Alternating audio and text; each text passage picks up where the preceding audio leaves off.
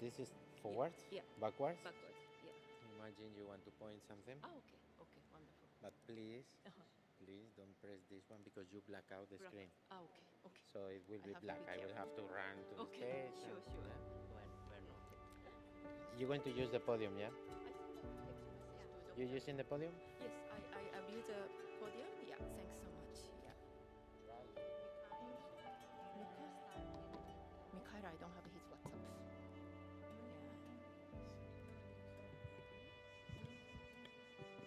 But I can also use this mic. I can walk around. Yeah. That's why if you want to move around, move. Yeah. And then come here and then we'll see. Okay. Wonderful.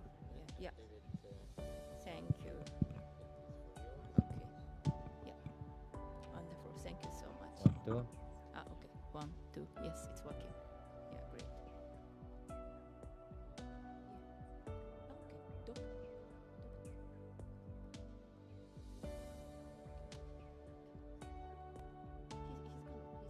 coming. No, one doctor Ahmad is missing. He's coming. Yeah, he said he's coming. Yeah. So that's good to know.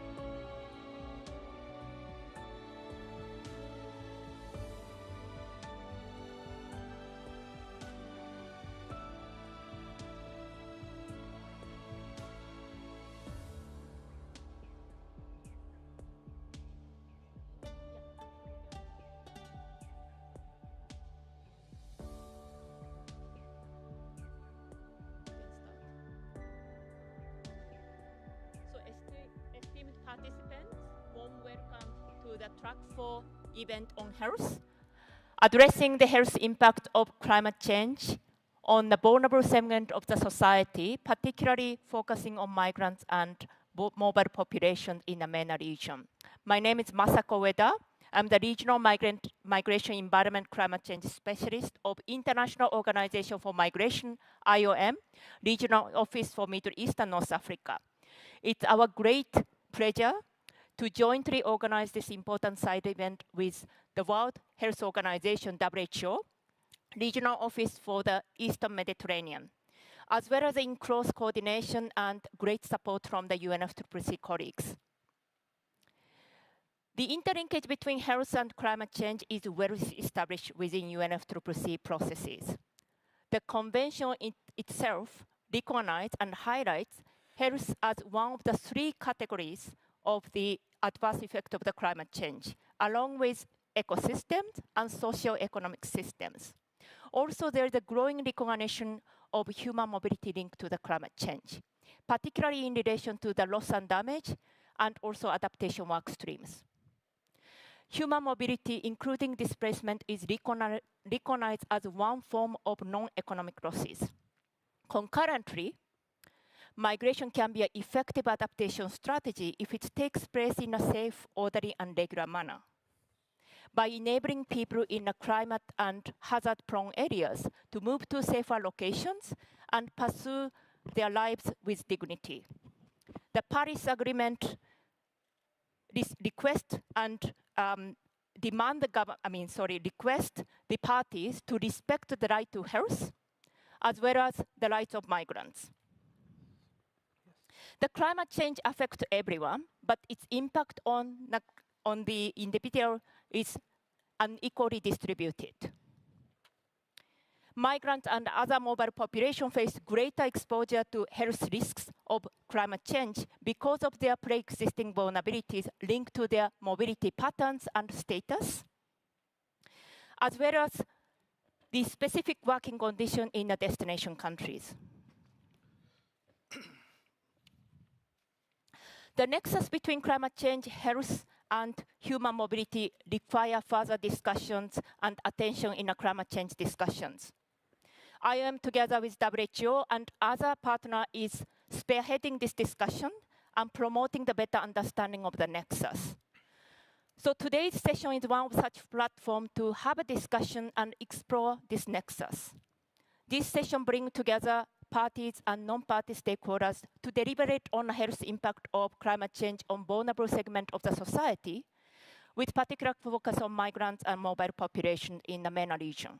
The session aims to highlight the initiatives and good practices of inclusive health policies and systems and practices in the region, while also discussing the remaining gaps and challenges.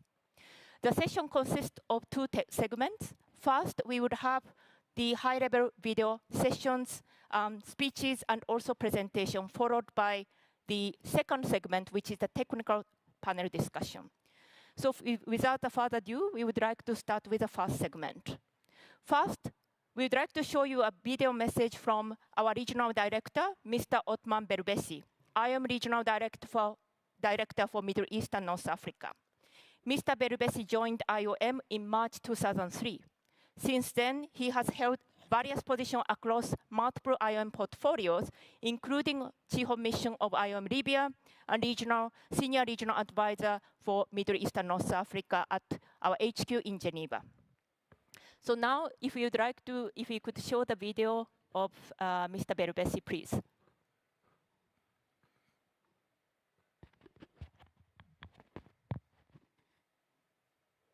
Assalamu alaikum wa rahmatullahi wa barakatuh.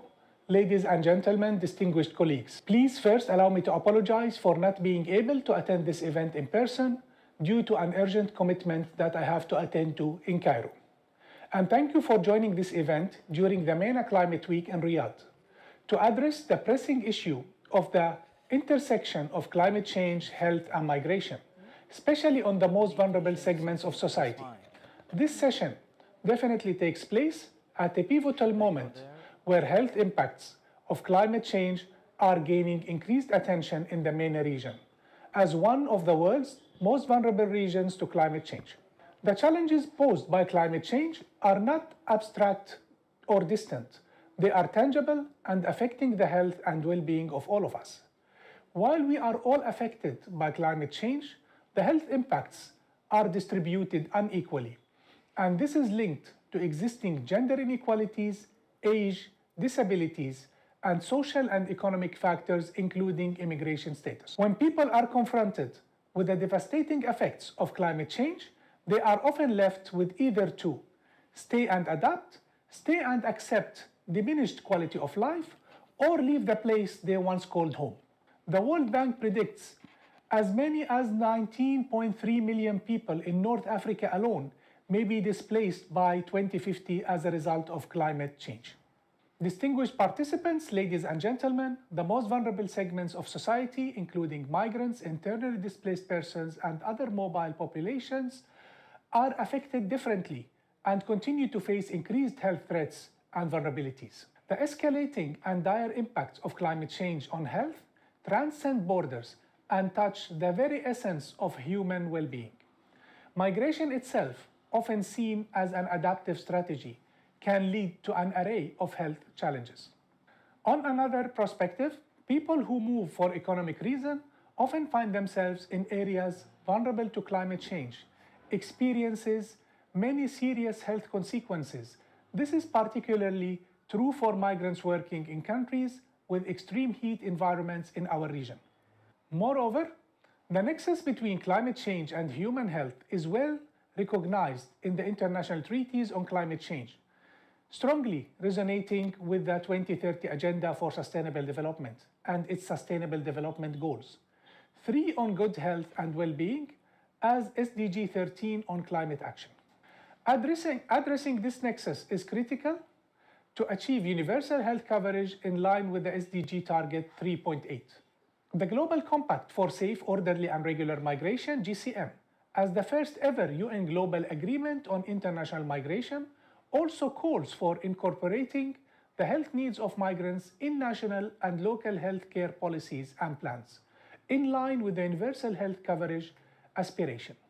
Being at the forefront of the fight against climate change presents us with a priceless chance to explore pioneering solutions for alleviating the severe and often irreversible impact of climate change on our well-being and health systems.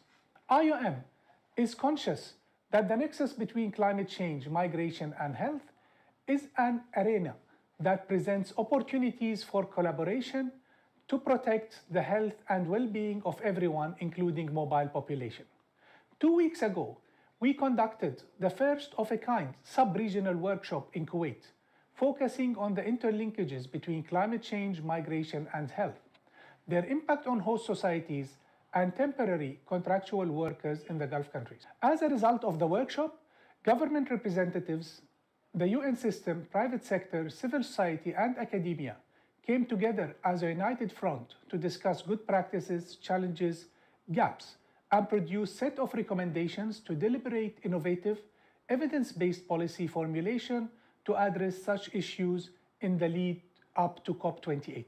IOM remains committed to supporting all member states in MENA region in achieving of 2030 Agenda for Sustainable Development through the MENA Regional Strategy 2020-2024, IOM's Institution Strategy on Migration, Environment and Climate Change 2021-2030, and the Global Compact for Migration as a key instrument to cooperate and develop joint sustainable solutions to ever-evolving complex challenges. Ahead of the COP28 in UAE, where health will assume a central role in the discussions, we must ensure that no one is left behind. Let us aim higher and set more ambitious goals, striving to strengthen health systems in efforts to prevent, mitigate, and respond to health effects of climate change, and to achieve our collective vision of a sustainable future that benefits everyone and everywhere. In closing, let us remember that the health and well-being of all people is at stake. We must act decisively, collaboratively, and with compassion to ensure a healthier, safer, and more sustainable future for all. Thank you very much. Assalamu alaikum wa rahmatullahi wa barakatuh. So now we would like to show you another video from Dr. Ahmad Mandahari, Regional Director of WHO Regional Office for the Eastern Mediterranean. Dr. Al-Mandahari is a native of Oman and has made a substantial positive contribution to the development and modernization of Oman's health system. As WHO Regional Director, Dr. Al-Mandahari has worked to develop and realize a vision of health for all by all in the Eastern Mediterranean region.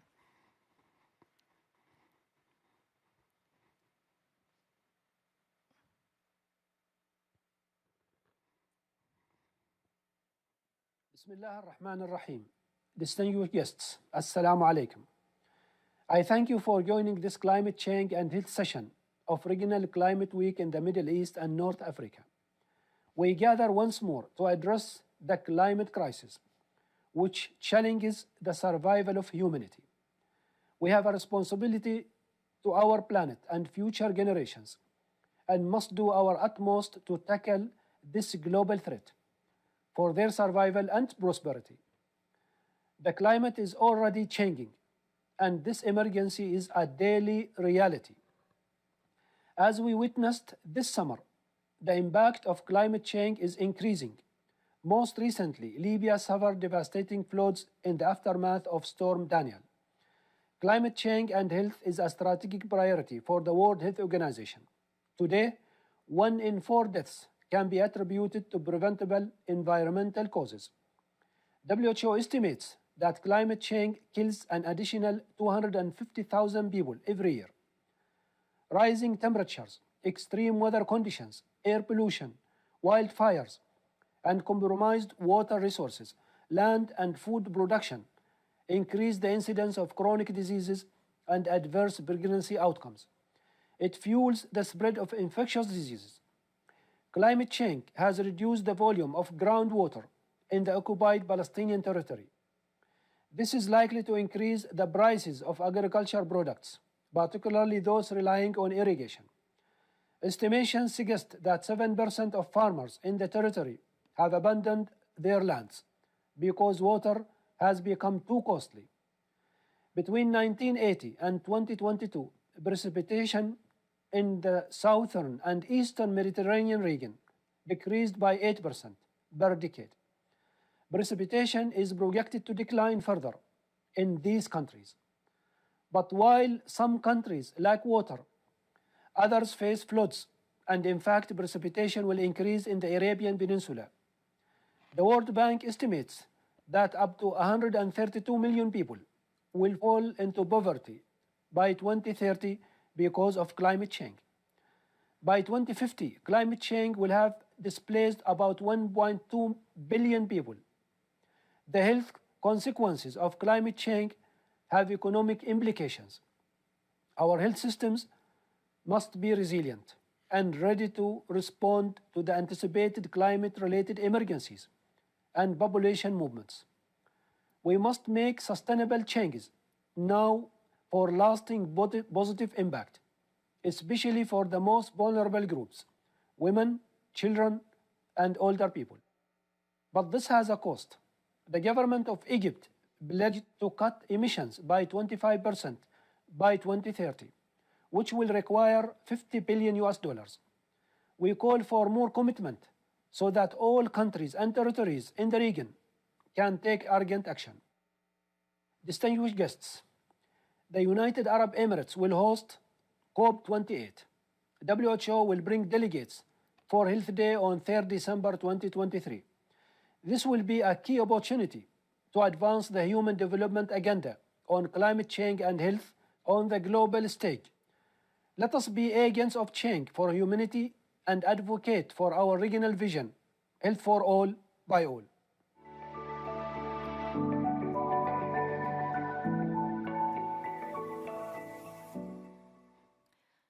So now we would like to invite Dr. Ahmad Swaidan and Dr. Aru Zankawi from the Ministry of Health of the Government of Kuwait, who kindly joined online.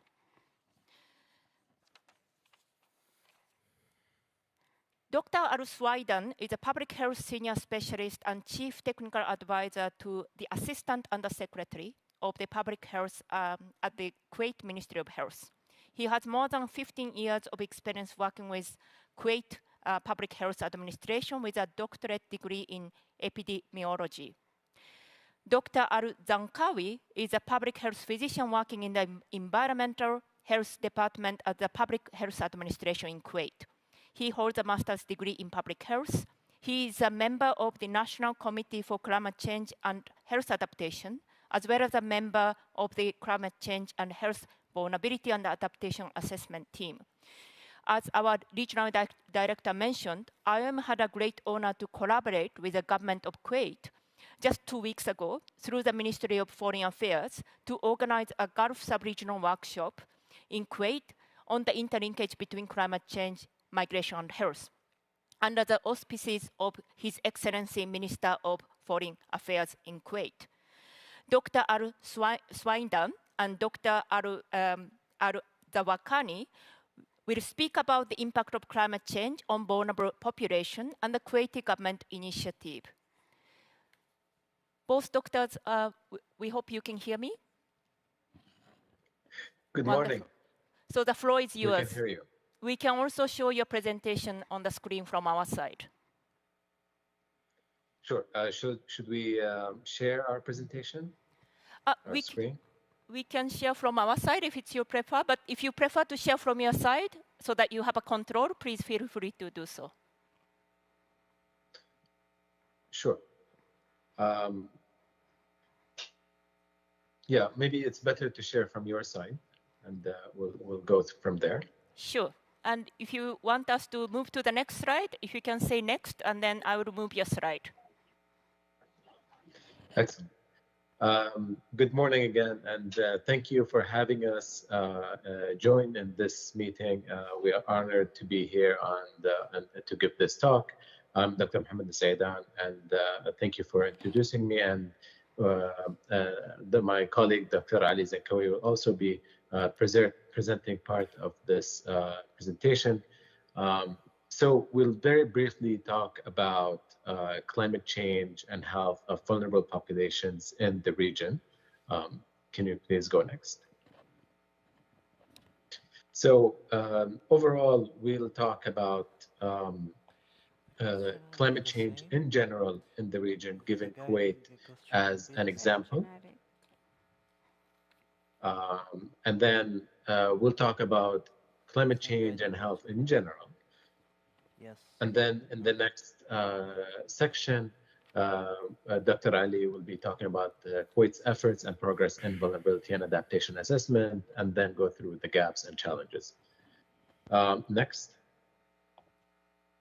So Kuwait, like many of the countries in the region, we are living in a very hot climate, and that could vary between hot and arid at times of the year to other areas that are hot and humid that are along the coast. And this puts us in a very particular position in terms of climate change. Next.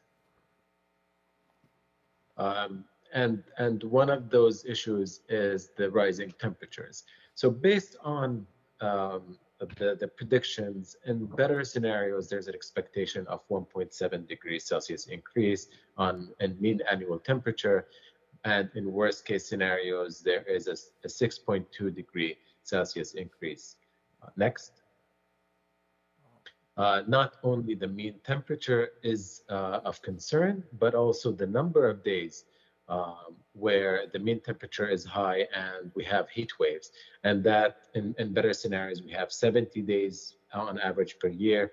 And in worse scenarios, we have 260 days per year. And this basically highlights the importance and the critical risk that comes from temperatures in our region. And this is Kuwait as an example, but other countries are also affected by these high temperatures. Next. As you know, we have seen this recently more and more over the past decade or so.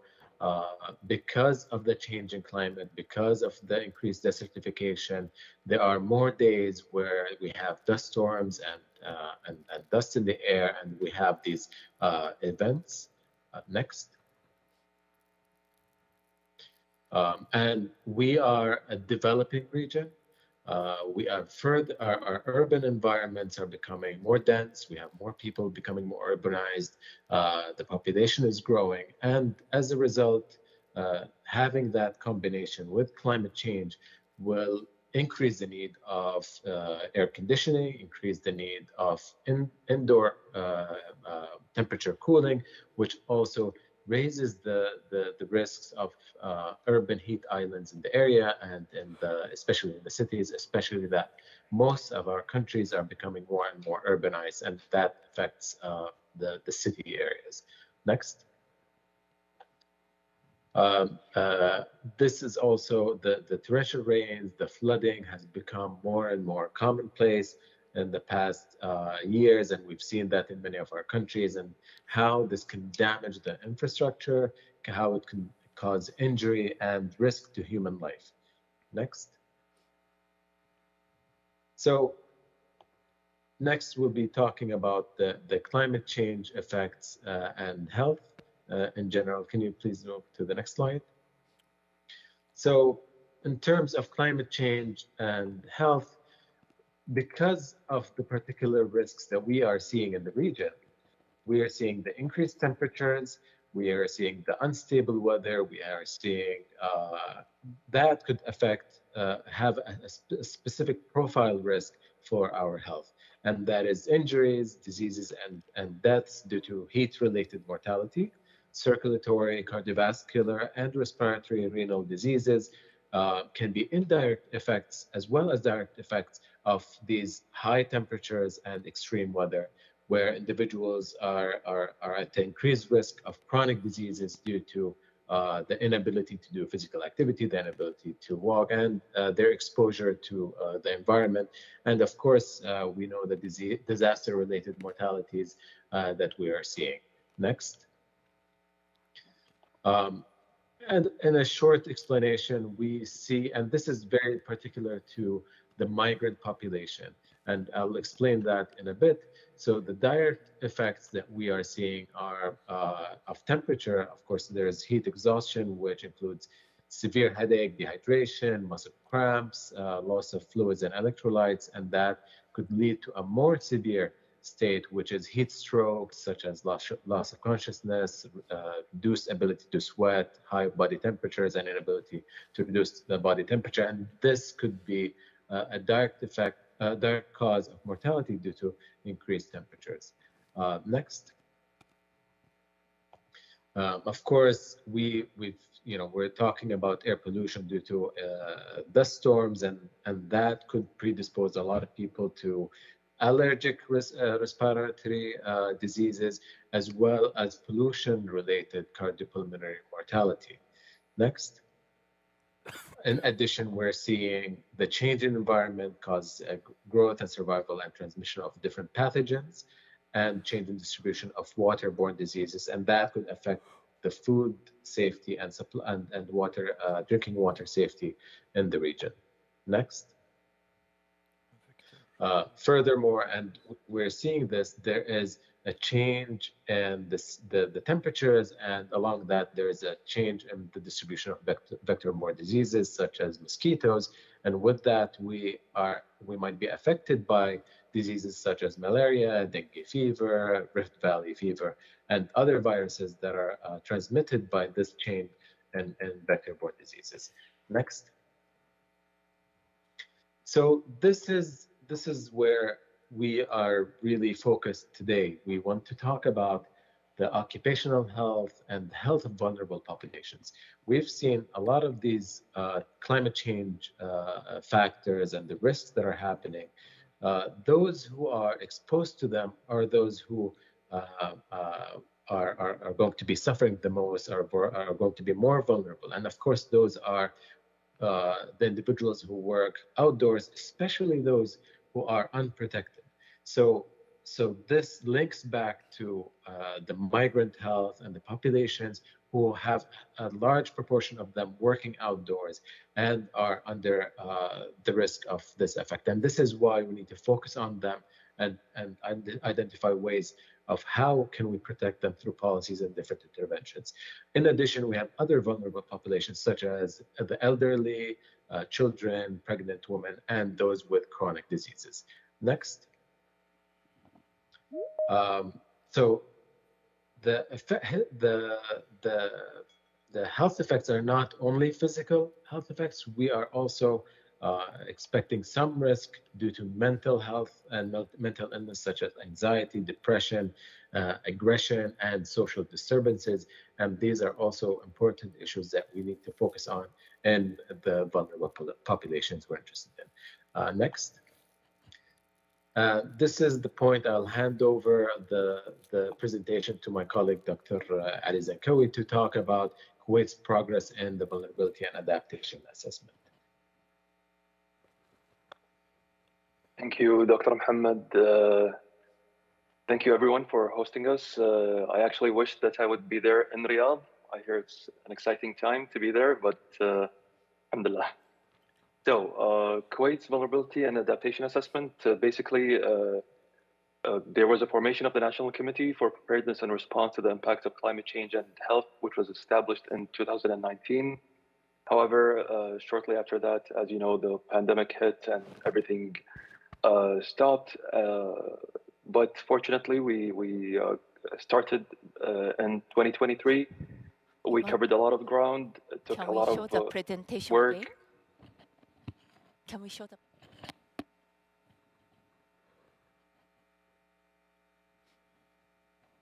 Can you move to the next slide, please?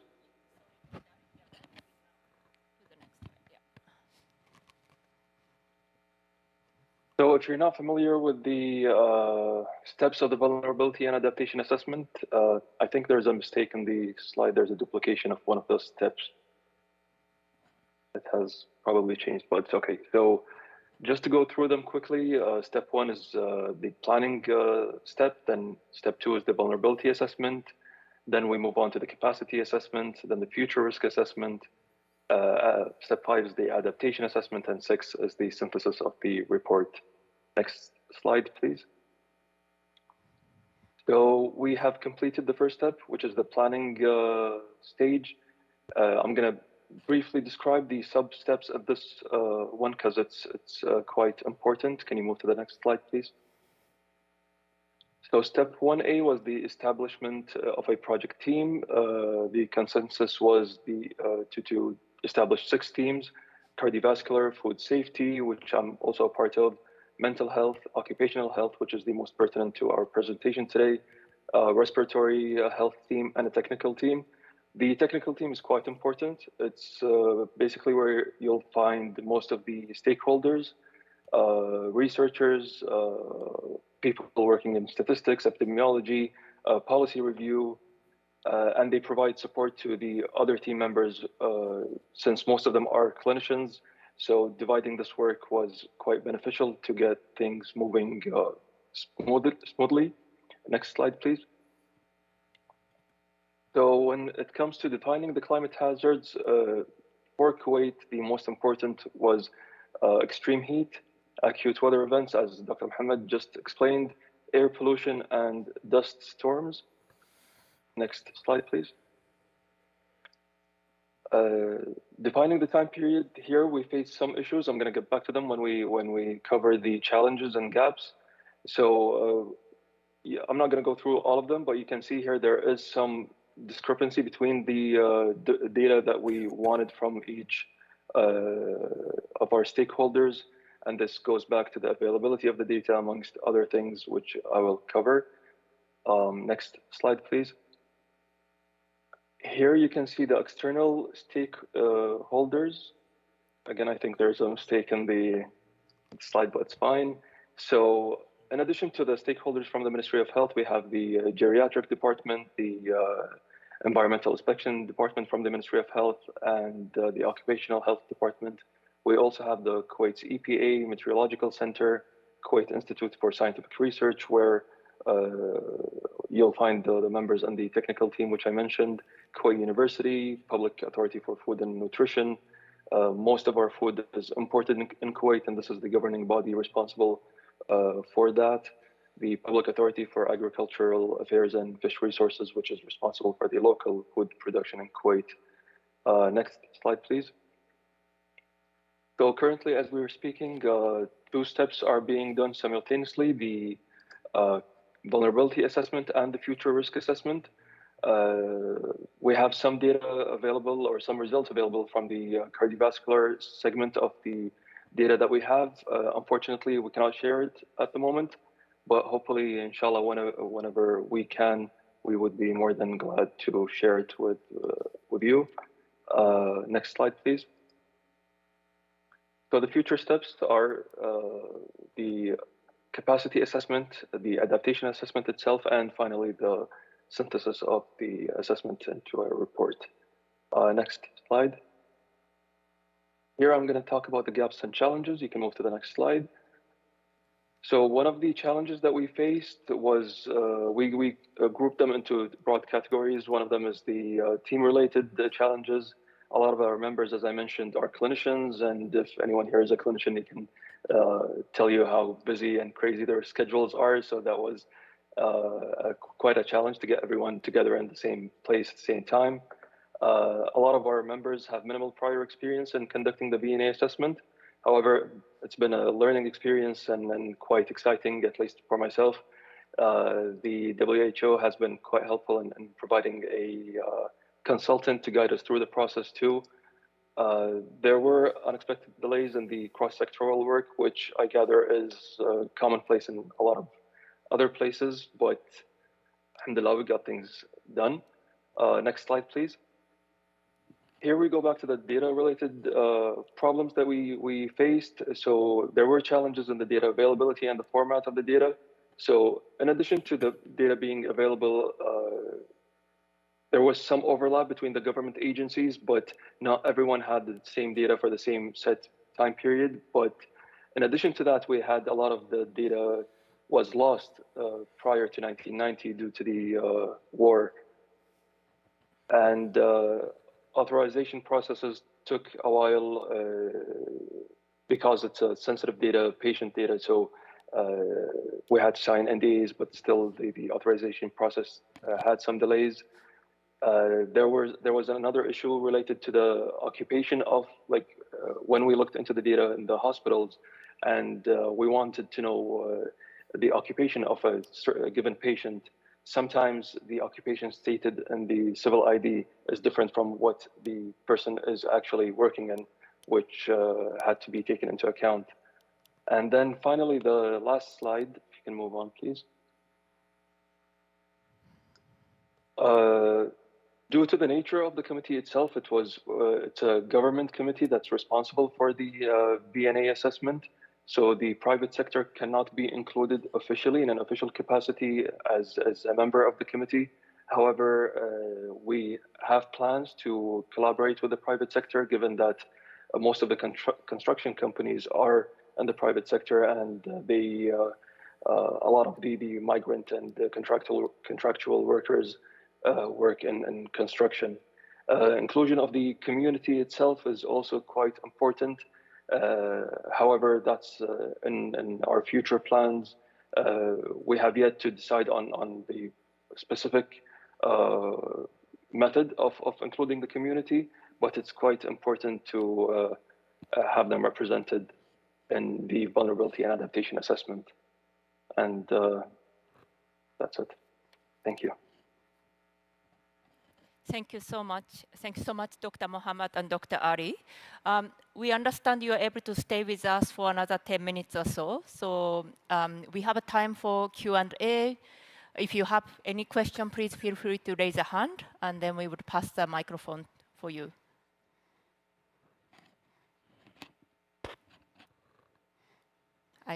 Let me see whether I can see any questions, any comments, even from the panelists. Maybe while we are waiting for any participant to raise a hand, and we also have several participants online, so if they have a question, please feel free to let us know. Maybe Dr. Mohammed, Dr. Ali, thank you so much once again for your great presentation, and great to know the initiative from Kuwaiti government.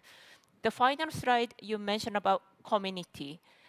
Would you be able to give us a bit more sort of detail of which community you are looking at? Is it mainly host community, Kuwaiti, community, or you are also planning to look at the migrant communities of the temporary contractual workers, and maybe potentially to engage with also origin country embassies, diplomatic missions based in Kuwait? Actually, what we had in mind was to engage with the migrant worker community themselves. But the going through the embassy is also an idea. We can look into that. However, it's we have yet to decide on the actual method of including them.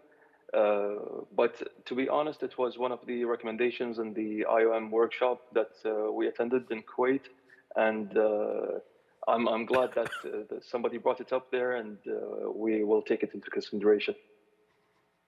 Thank you so much. Thank you. Also, yes, please. As my colleague Dr. Ali mentioned, of course, we need to focus on the migrant community, but of course, this will include engaging business owners and engaging the regulatory bodies for different organizations that manage work safety and work environment and so on.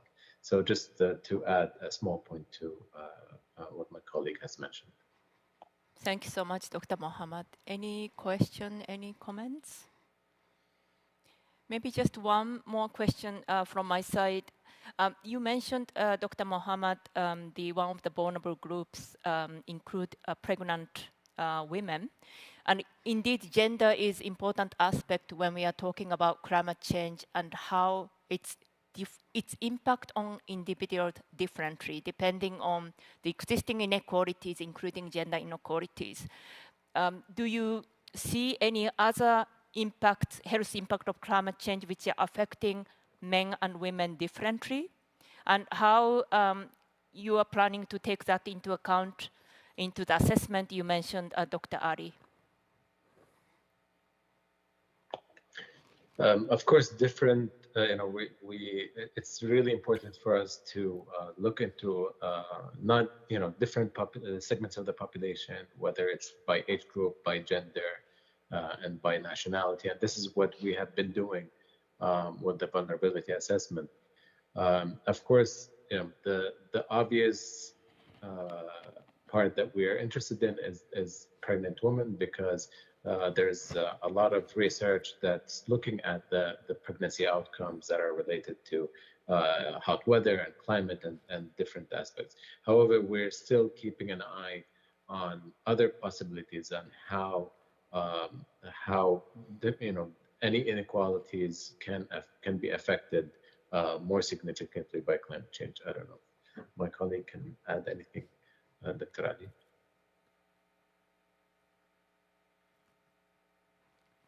No, I think you covered it, Dr. Mohammed, so thank you. Thank you so much. If no further questions, comments, then we would like to conclude the first segment of the session. Thank you so much, Dr. Mohammed and Dr. Ali, for joining online. We wish that you are here, but certainly, it's a pleasure to have you online and really hearing the initiative from Kuwait. So now we are moving to the second segment of the session, which is a technical panel discussion. So the moderator of the panel discussion is my colleague, Dr. Michela Martini. She's a senior regional migration health specialist of IOM Regional Office for Middle East and North Africa. So now I'm handing over to you the control, Michela. Thank you, Masako-san. And it's really a pleasure for me to moderate this section with experts for from different disciplines because we are going to offer what's the objective, also complementarity view of the complex dynamic of migration, and health, and the climate change, which is still an untapped area also in the public health both, but also in the migration portfolio.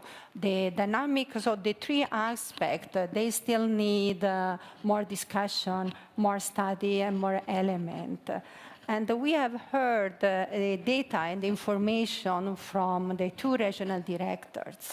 We have seen also the high mortality of the climate change-induced health problems. And we have reached a large number, and we have seen 30 million every year dying for direct or indirect effect of climate change on the health. And in MENA region, we have 1 million on deaths due to climate change, which are all preventable. And this is something that we want to look at. And as IOM, with the angle of migration, we have seen the direct interlinkages with the human mobilities and the health and the climate change directly. Some of the people, they move in our region as adaptation strategies. We have seen from also the regional director mentioned. Some people, they remain trapped because they don't have the means to move. But climate change is inducing migration as well.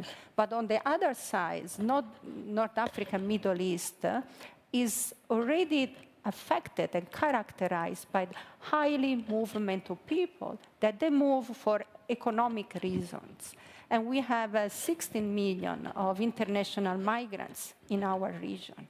And when they moved, even if it's not for climate change, they may be exposed in countries or in sites that they are exposed to climate change, adding a different vulnerability of the migration process. So both ways, if people move from adaptation strategies, climate change, or they move for economic reasons, they add a third layer of vulnerability, which is the migration.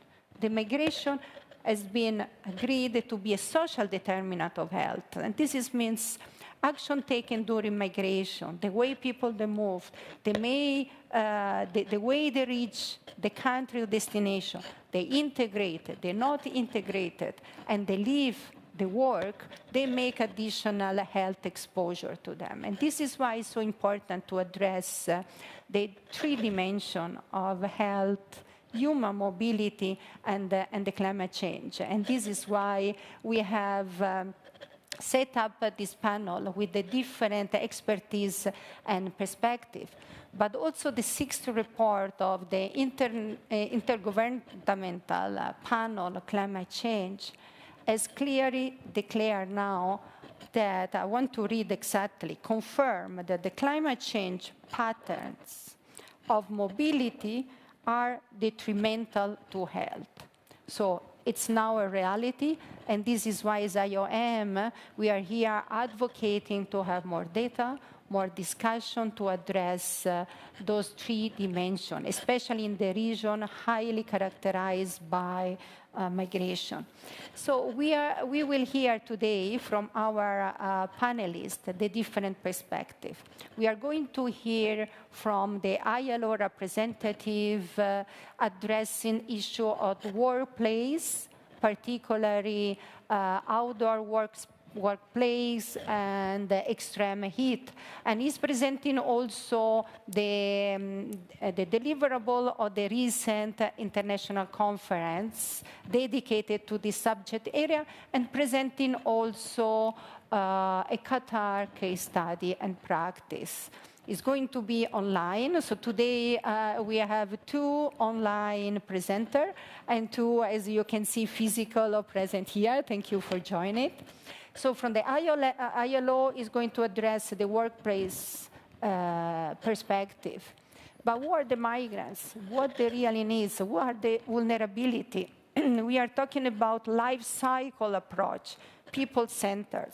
And this is why we invite, is our pleasure, Mr. Goy, that is representing the migrant voice and is going also to share his expertise and also the approach of the migrants' vulnerability in the life cycle approach.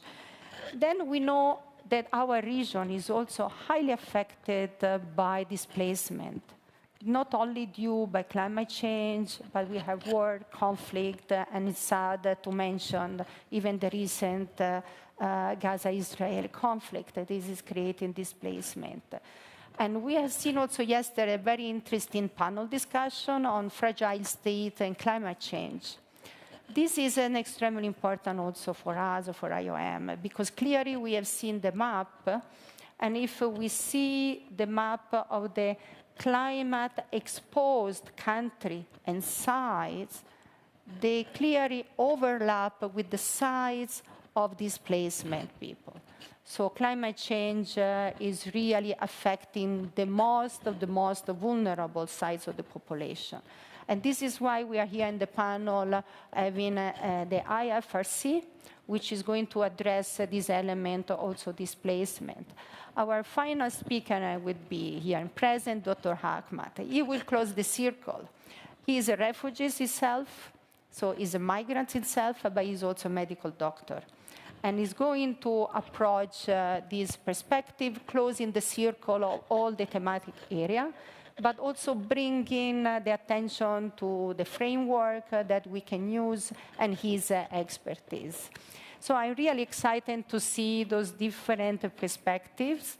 And the objective of this thematic discussion, it would be mainly to spotlight the health impacts of climate change on the vulnerable segment of the society, as I mentioned before, the workplace, the displacement, the migrants itself. And we are going to discuss also the necessary policy and the intervention that we can put in place to mitigate and also prevent deaths and disability in this area, and sharing recommendations from the expert. So I'm going to give the floor to the panelists and start in this session. And the first panelist who is online, we can see the slide, but it would be nice also if you can see you, Mikhail Kandarakis. Mikhail is... Can you hear me? Yes. Oh, now we can see you. Thank you. Michael Kandarakis is the technical specialist on labor law and labor inspection and occupational safety and health for the ILO project office in Qatar. He's a lawyer by trade, and he has been practicing law for 10 years. And he's a former director of the Greek Labor Inspectorate, and an ILO officer since 2013, working internationally in the area of child labor, forced labor, and labor inspection, and occupational safety and health. The floor is yours, Michael, and thank you for joining us. Thank you, Dr. Martini. Can you hear me well? Yes, loud and clear. Okay. I would suggest that we put, I don't know what you see in your screens. Could you, okay. We can now see the I slide. also see the slides. Yes. I have some issues seeing everything. Anyway, Dr. Martini, thank you very much. Thanks for inviting me for this panel. I'm really sorry. I was there actually in person. I was at the conference at the beginning of the week, but unfortunately I could not remain due to other obligations here in Doha. I would like to say what I wanted to offer today to the conference and to the participants of the panel would be, first of all, some global perspectives about the approach of the ILO in the issues of climate change and the just transition, of course, occupational safety and health. with the focus being on the health of workers. And also, I will speak about our work, my work here at the office, exactly as an example of these approaches. And I will finish with the recommendations and the basic arguments that were the takeaway of a recent international conference that we organized on heat stress here in Doha. First slide, please. So I would like to start by saying that for the ILO, the effects of climate change in the world of work, the multidimensional effects of climate change in the world of work have always been, for many, many years now, very obvious. And it has been a topic of very deep and very long conversations in the ILO that led in 2015, as you can see in your screen, in the adoption of the ILO guidelines for a just transition towards environmentally sustainable economies and societies for all. I will put a focus here. I would make a note on the word of societies and not only economies. I would like to say here, for those of you that do not know it, that the ILO is one of the specialized agencies, of course, of the United Nations system, devoted to the world of work and everything that has to do with work around the world. But we have one peculiarity that I usually want to note and focus on, and that is that we are directly governed by the tripartite constituents of the United Nations and, of course, the ILO. That means that any decision and any major production of international laws, treaties, conventions, or recommendations by the ILO is being consulted and is being co-decided and adopted by the governments, the workers' representatives, and the employers' representatives that gather in Geneva at least 2 or 3 times per year. So, in that sense, these guidelines were also adopted by all the social partners, all the constituents of the ILO and the United Nations. Now, the effects, as we have identified them, of climate change in the world of work are, of course, financial and have to do with changing practices in work, in how work is conducted around the world, but also in provoking displacements of workers and entire categories of workers around the world.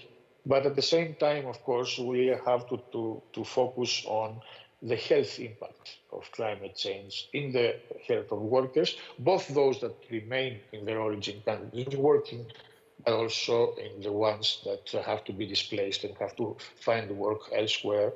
In many cases, as we can see it here in Qatar also, in many cases, transporting to a different environment altogether and different climate altogether, and we will have to adjust to.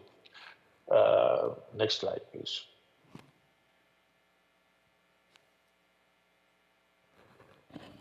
Should we change it from here?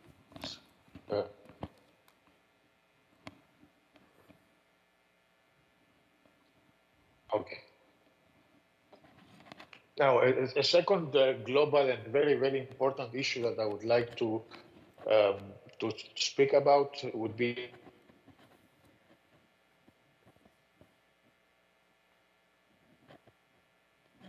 Michael, are you with us? I think the line is a bit... Is everything okay? Now sounds okay. Please go ahead. No, I will... Okay, I will turn off my camera. Yes, please. Maybe it affects my connection, although I'm in a good connection. Anyway, so during the International Labour Conference, that is one of the platforms, as I said before, that all constituents of the ILO gather in person and discuss the issues. We had a very, very important change, and that was that occupational safety and health has been recognized now as one of the fundamental principles and rights at work by the ILO and its constituents. This, the rest, for your knowledge, if you don't know it, the rest of the fundamental principles and rights are child labor, forced labor, the fight against discrimination of any kind, freedom of association, and freedom of association. That has a very practical and very operationally practical effect. And it means that the countries, all countries around the world that are members of the United Nations, so members of the ILO, have, in good faith and in accordance with the constitution of the ILO, they have to realize and promote occupational safety and health in their national legislations and national legal frameworks, and they also have to report about this progress every year to the ILO, whether or not they have ratified the relevant conventions. I don't want to get to be too technical here and stay too much this point, but whenever a country is ratifying one of the labor conventions of the ILO, they essentially accept the obligation to report on that convention, with the exception of the fundamental conventions, the conventions that are relevant to the fundamental principles and rights, for which they have to report independently of having ratified or not the relevant conventions. Next slide, please. Now, at global level, there has been, as you can see on your screen, from February to April of this year, there has been a review of international policy responses on climate change, heat exposure, and occupational safety and health. And what was found that overall, unfortunately, there is a global lack of policy responses. Most policy responses, national policies, that is, are from European countries, 16 out of 26.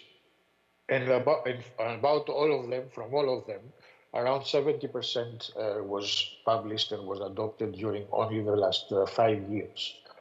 At the same time, the heat stress problematic has been always anchored in climate change adaptation policies.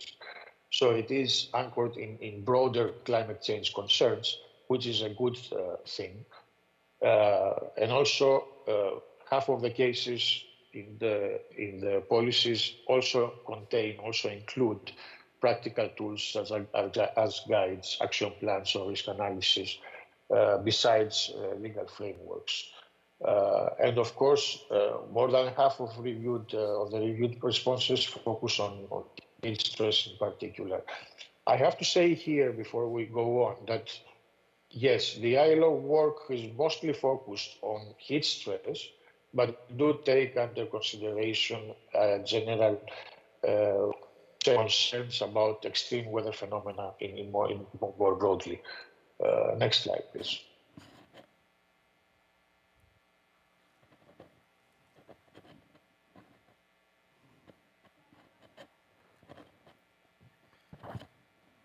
I can't see the slide. Yes. Is okay. Can you see it? Yeah, no. Yes, now I can see it. So I mentioned before about how in the ILO we have been discussing since 2013 and even before that about the effects of climate change in the world of work, but focusing more on the occupational safety and health side of things.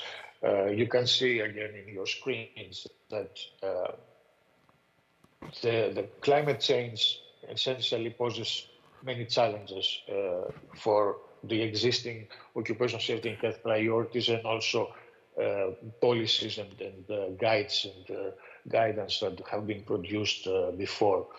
And in that sense, we need what in the ILO we call an integrated approach that essentially ensures that the answers to those problems and the answers to those challenges are not one-dimensional, but they are multidimensional. This means that we need to have comprehensive policies that go from the protection of workers at the legal level, at the legal framework level. They also have to do with training and educating the general population, the employers and the workers on the risks that they are facing and the responses that they have to promote. It means also that we have to integrate at establishment level, have integrated policies and action plans in how to deal with heat stress or heat exposure. And those action plans have to be based on specific risk assessments that will be done also at establishment level. Next slide, please.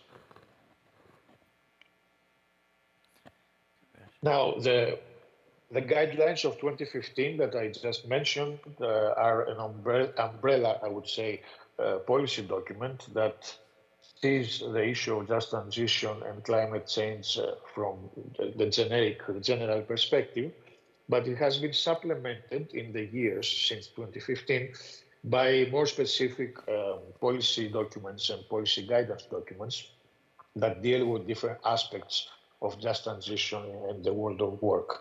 The last one, again, you can see it on your screens, is from this last September, that is focused especially on occupational safety and health in a just transition. And I would like to just point out some of these are what you see on your screens are the main points that the guidance is making. And I would like to stay, as I said before, first of all, at the multidimensional challenge that climate change poses to occupational safety and health, the protection of the health of workers. And also, as you can see, we don't only mention the heat stress, but also other extreme weather phenomena, the exposure to hazardous chemicals, air pollution, and infectious diseases, among others. And all of these factors, most of the times, are given in the same context and at the same time. And this is the multidimensional challenges that we are facing. Of course, you know better than me, and with WHO, of course, they have much more expertise than the ILO in identifying the many different health effects that heat stress has in the life in the health condition of workers. Also, as I mentioned before, the occupational health and safety responses, the policy and the practices have to include risk assessments at all levels. So they have to be essentially evidence-based and not just out of practice or habit. And also, we note here, as it should be obvious, that occupational safety and health is critical to just transition. It has to do with the risks that arise not only to environmental changes, but also in the changes in the world of work and the practices and the processes of work. Next slide, please. Qatar. Now, going to Qatar. Yes, thank you. Going to Qatar, there has been a very extensive research that was done by a specialized university of my home country, Greece, in 2020, and it measured scientifically the effects of heat stress in Qatar. I believe it was around 60,000 workers in both agriculture and construction. That research was commissioned by the ILO together with the Ministry of Labor of Qatar, and essentially formed the basis of a legal amendment or a legal reform that was done in the protective legislation in Qatar. And again, as you can see on your screen, that legal reform expanded the ban of outdoor work, both during the day, but also as a period in the year, from the 1st of June to the 15th of September, and from 10 a.m. until 3:30 in the afternoon. Next slide.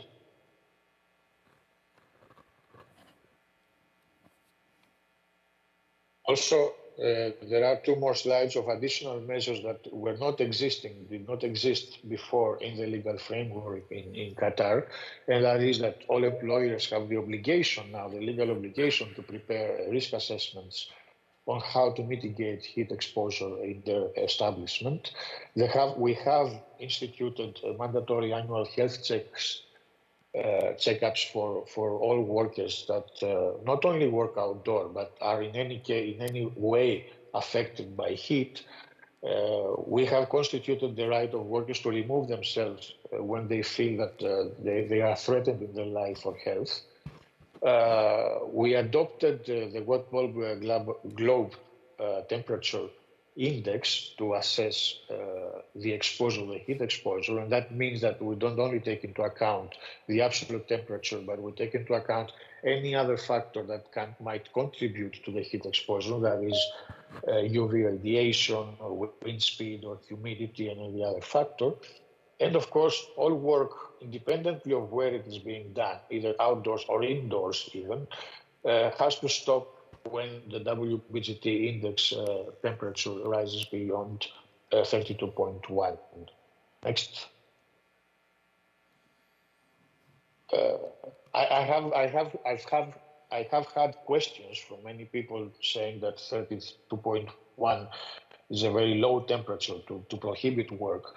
And then that's why I included this slide, because this is a 32.1 in the WBGT index, which, as you can see, already we are at yellow from 29.4 degrees Celsius in this WBGT threshold. And I have to tell you that this table that I have included here has been created for athletes, and not even for workers that essentially have to be exposed to those temperatures for longer times, and even with more strenuous physical activity than an athlete would. Next slide, please.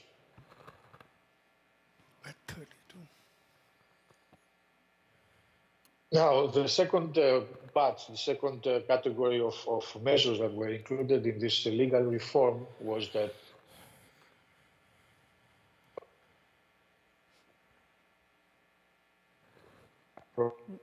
Michael, the line is broken again. We cannot hear you. And if you can, if you can. You say the rest areas at close proximity. Yes. I'm sorry. Okay, and of course the personal protective equipment. Let's continue this. Yes, please go ahead, Michael. Okay. Yes.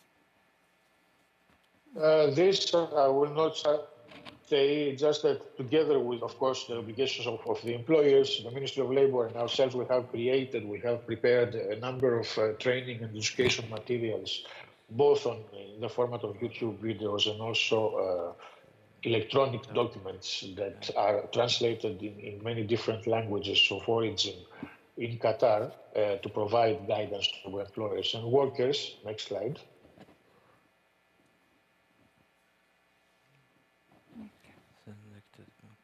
And now, yes, the conference, 9 to 10 May, last May. So we gathered in Doha, we gathered a number of scientists from all around the world that have years of experience in research and policy design on heat exposure. And also many of most, I would say, of the governments of the Gulf region, with representatives from the ministries of labor at both political and high technical level in those ministries. And we had these 2 days of conversations and presentations about how heat stress affects workers and what should be done to mitigate the dangers of heat stress. Next slide, please. If you can start also concluding, Michael, for the time.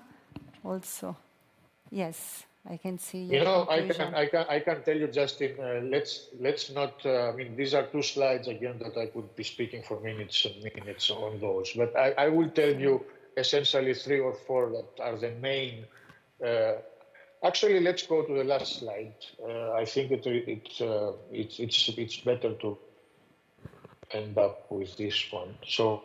Slide, and then the next one. Please. Yes. So I would say this, thinking ahead, the next steps that we have already decided to work on in Qatar, together with our partners at the Ministry of Labor, are what essentially are the recommendations of the HITSES conference. And I would really invite you to take a look at both the awareness material before and also the webpage of the conference, where you can find all the presentations and the recommendations document in total. But as you can see, the main points that were made during the conference is that the research efforts in Qatar, but also internationally, have to be deepened and have to be strengthened and expanded to other areas, like, for example, other populations or indoor workers or other measures that can be adopted to protect workers better. Second, the identification of medical tests dedicated to the prevention or early detection of heat-related health issues. This is something that is pending in Qatar, but at the same time is something that is missing from many or most of the legislations around the world. Identify specific medical conditions and try to find them out early or treat them when it is possible to treat them. The third point is that all protections have to also be expanded to indoor workers, but also to other individual vulnerable groups, like, for example, women or younger workers, or people that have preconditions, health preconditions that would affect them more dearly if they would be exposed to heat. I will leave it here. I thank you again, and I'm sorry if I take much more time. I shouldn't. Thank you so much for the comprehensive actually presentation through 3 different topics, the conference, the ILO perspective, but also the Qatar experience. That was very, very interesting. And actually, it will be even more interesting in the way ahead to see the impact of this new policy. Are those really the gold standard we are looking at? And from our perspective, because we know that we are referring to mainly foreigner workers. Majority of the workers are migrants. This is why we work together also with ILO and WHO for the issue of migration human mobility. So more also impact evaluation to see if we can, at least for this sub-region, to have the gold standard for outdoor workplace sector, and how we can better reinforce, looking at also the small and medium enterprises that they may not have all the means to put in practice. Thank you so much, Mikhail. I'm not sure if you are going to stay for the whole panel, because can you stay? Okay, so we can leave a question and answer at the end. I can stay, yes, I can remain. Thank you so much. So we will leave the question after all the speakers. I have now the pleasure really to introduce Mr. William Goy. And he is the current regional coordinator of the Migrant Forum in Asia. Mr. Goy is the former chairperson of the Global Coalition of Migration, and over the last 20 years, he has been at the forefront of international advocacy efforts, engaging and influencing international and multilateral processes, and promoting right-based migration and development policy. He is also a member of the World Bank-led Global Knowledge Partnership on Migration and Development, a global hub of knowledge and policy expertise on migration and development issues. So we are really glad to have you with your excellent expertise. The floor is yours. Yes. Let me start by saying thank you to the organizers for inviting civil society to this panel, and for what has been a fantastic week in terms of just trying to understand this discourse on climate change, and in particularly in listening to the different side events in relation to migration. So let me start with first with where Dr. Ali had stopped. is about including the local, including the community. And when you say including, and Masako asked, is it the local community or is it the migrant community? And I think that is a key question to ask. Because when you look at, and I will focus on the life cycle approach, which we talk about in migration from pre-departure to return, and the temporary labor migration programs that fit within this life cycle approach. And I will focus on the Gulf region. When you look at the Gulf region and you start looking at temporary labor migration, more than half the population in the Gulf is of migrant workers. There's only one country, probably Oman, where you have a slight majority of the locals. But everywhere else, it's a major foreign worker population. So you have to keep that in mind. So locals around the region, somewhere between 26.4 million, and expats, foreigners, migrant workers, somewhere between 28, 29 million. So those are the figures you are looking at. So when you talk of climate change, adaptability, resilience, community inclusion in relation to health, how do you even start a conversation with such a diverse population where the only possible common language would be many shades of English, from 2-3 words to quite a good understanding of it? So how do you do that reach out that Dr. Ali was talking about? How do you grapple with, how do you get them involved in what would be a resilience strategy, particularly in relation to health? I think that's going to be important for us to look at. One of the things we've not considered, and I haven't seen brought up in this climate week, is to see migration as an adaptation strategy. I think we've got to start recognizing that migration might be or is an adaptation strategy for many overseas migrant workers. For example, the recent floods that devastated Pakistan. How many workers from that region, from Pakistan, lost everything and then came on as labor migrants to the Gulf? We don't have that kind of data. We know in the Philippines, whenever there is a typhoon, that's the time traffickers and recruiters go to that region to say, look, everything has been lost. Why don't you go and work abroad, overseas, and recover from there? So many workers, many migrant workers, OFWs, they take this opportunity to respond to a crisis that has devastated their lives. And it's a way of adapting. And when they come and work, the remittances that they send back is part of their resilience to build back from ashes. But we don't problematize this within migration discourse like that. But only if we did, then we would be able to understand this link it up with another issue that I will talk about later on. But that might be something to look at, How do you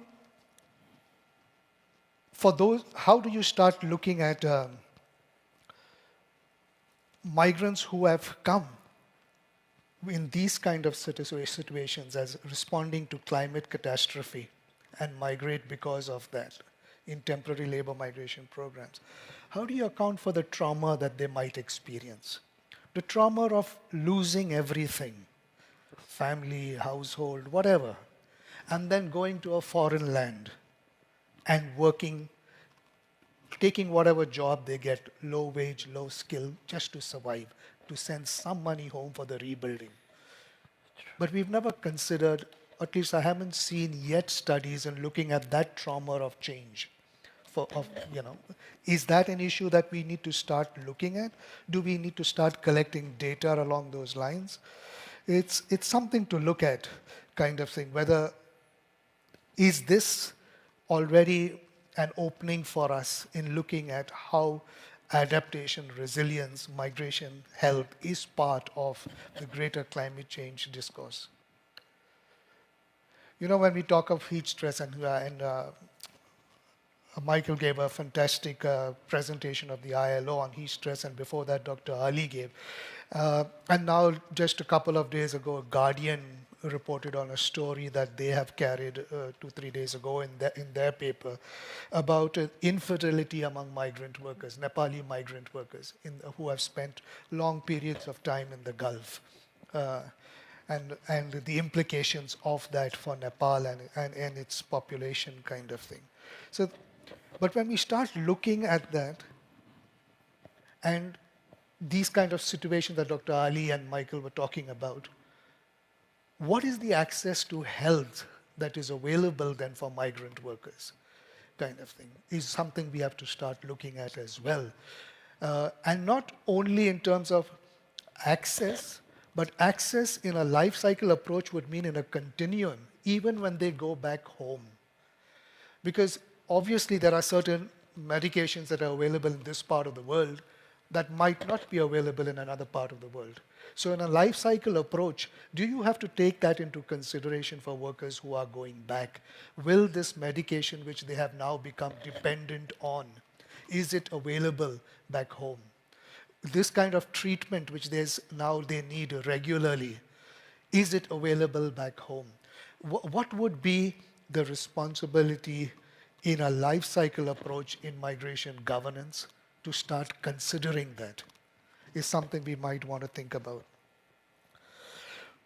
What we don't see and what we don't normally talk about is workers in an informal sector in this part of the world kind of thing, and most parts of most migration corridors, or even in emerging economies like the gig economy, the delivery boys and things like that.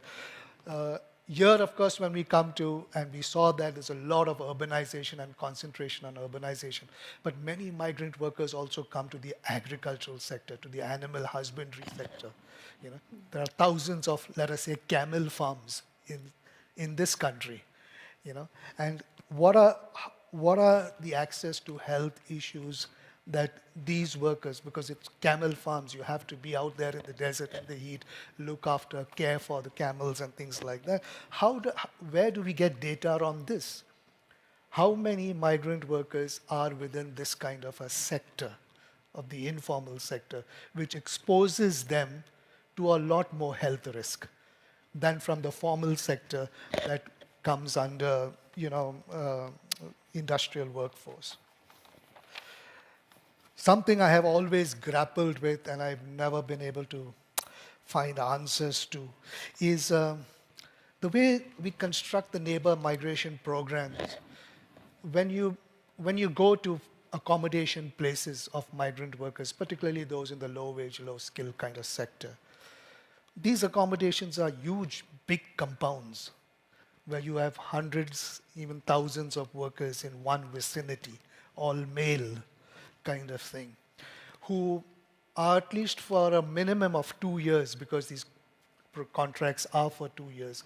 So for a minimum of 2 years at least, cut off in a real sense from their families, from normal neighborhoods, because these camps are away from the cities and neighborhoods kind of thing, away from the city centers and things like that.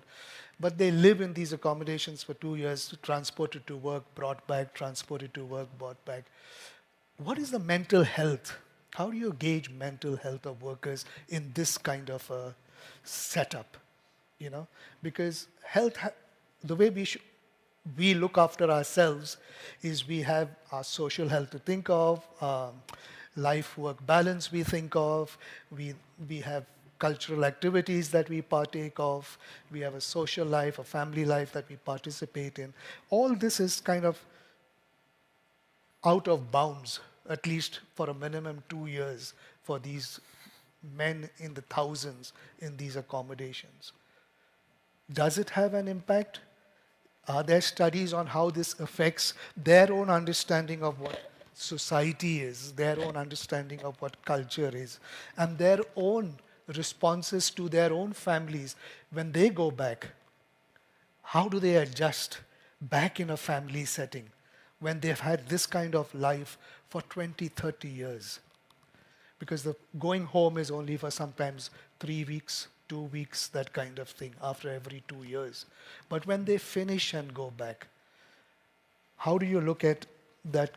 How do we measure health, holistic health in that kind of regard? Is something that we might want to think about as well. I think there are fantastic opportunities here for us learning from this region at the global level as well. The current DG of the ILO, of the IOM, Amy Pope, has talked about regular pathways and climate change as one of her priorities during her mandate. I'm wondering if we can look at labor migration programs, learning from what we have in this region, improving on what we have in this region, and keeping in mind the kind of mental, holistic health that we need to for migrants kind of thing. Is that a possibility in relation to kind of climate change? What would a comprehensive strategy look like when we start looking at health of migrant workers?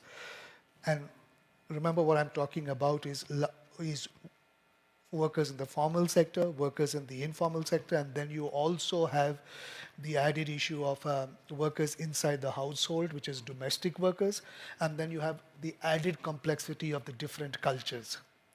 So there are a lot of intersectionalities that come in.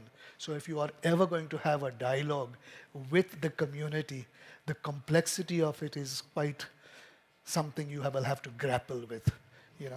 And of course, different countries that come in, workers that come in from different countries of origin, they come with a different understanding of health and background of access to health even kind of thing, and responses to health.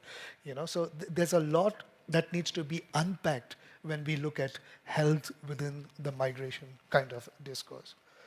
And that's why I think there's a lot of opportunity to learn.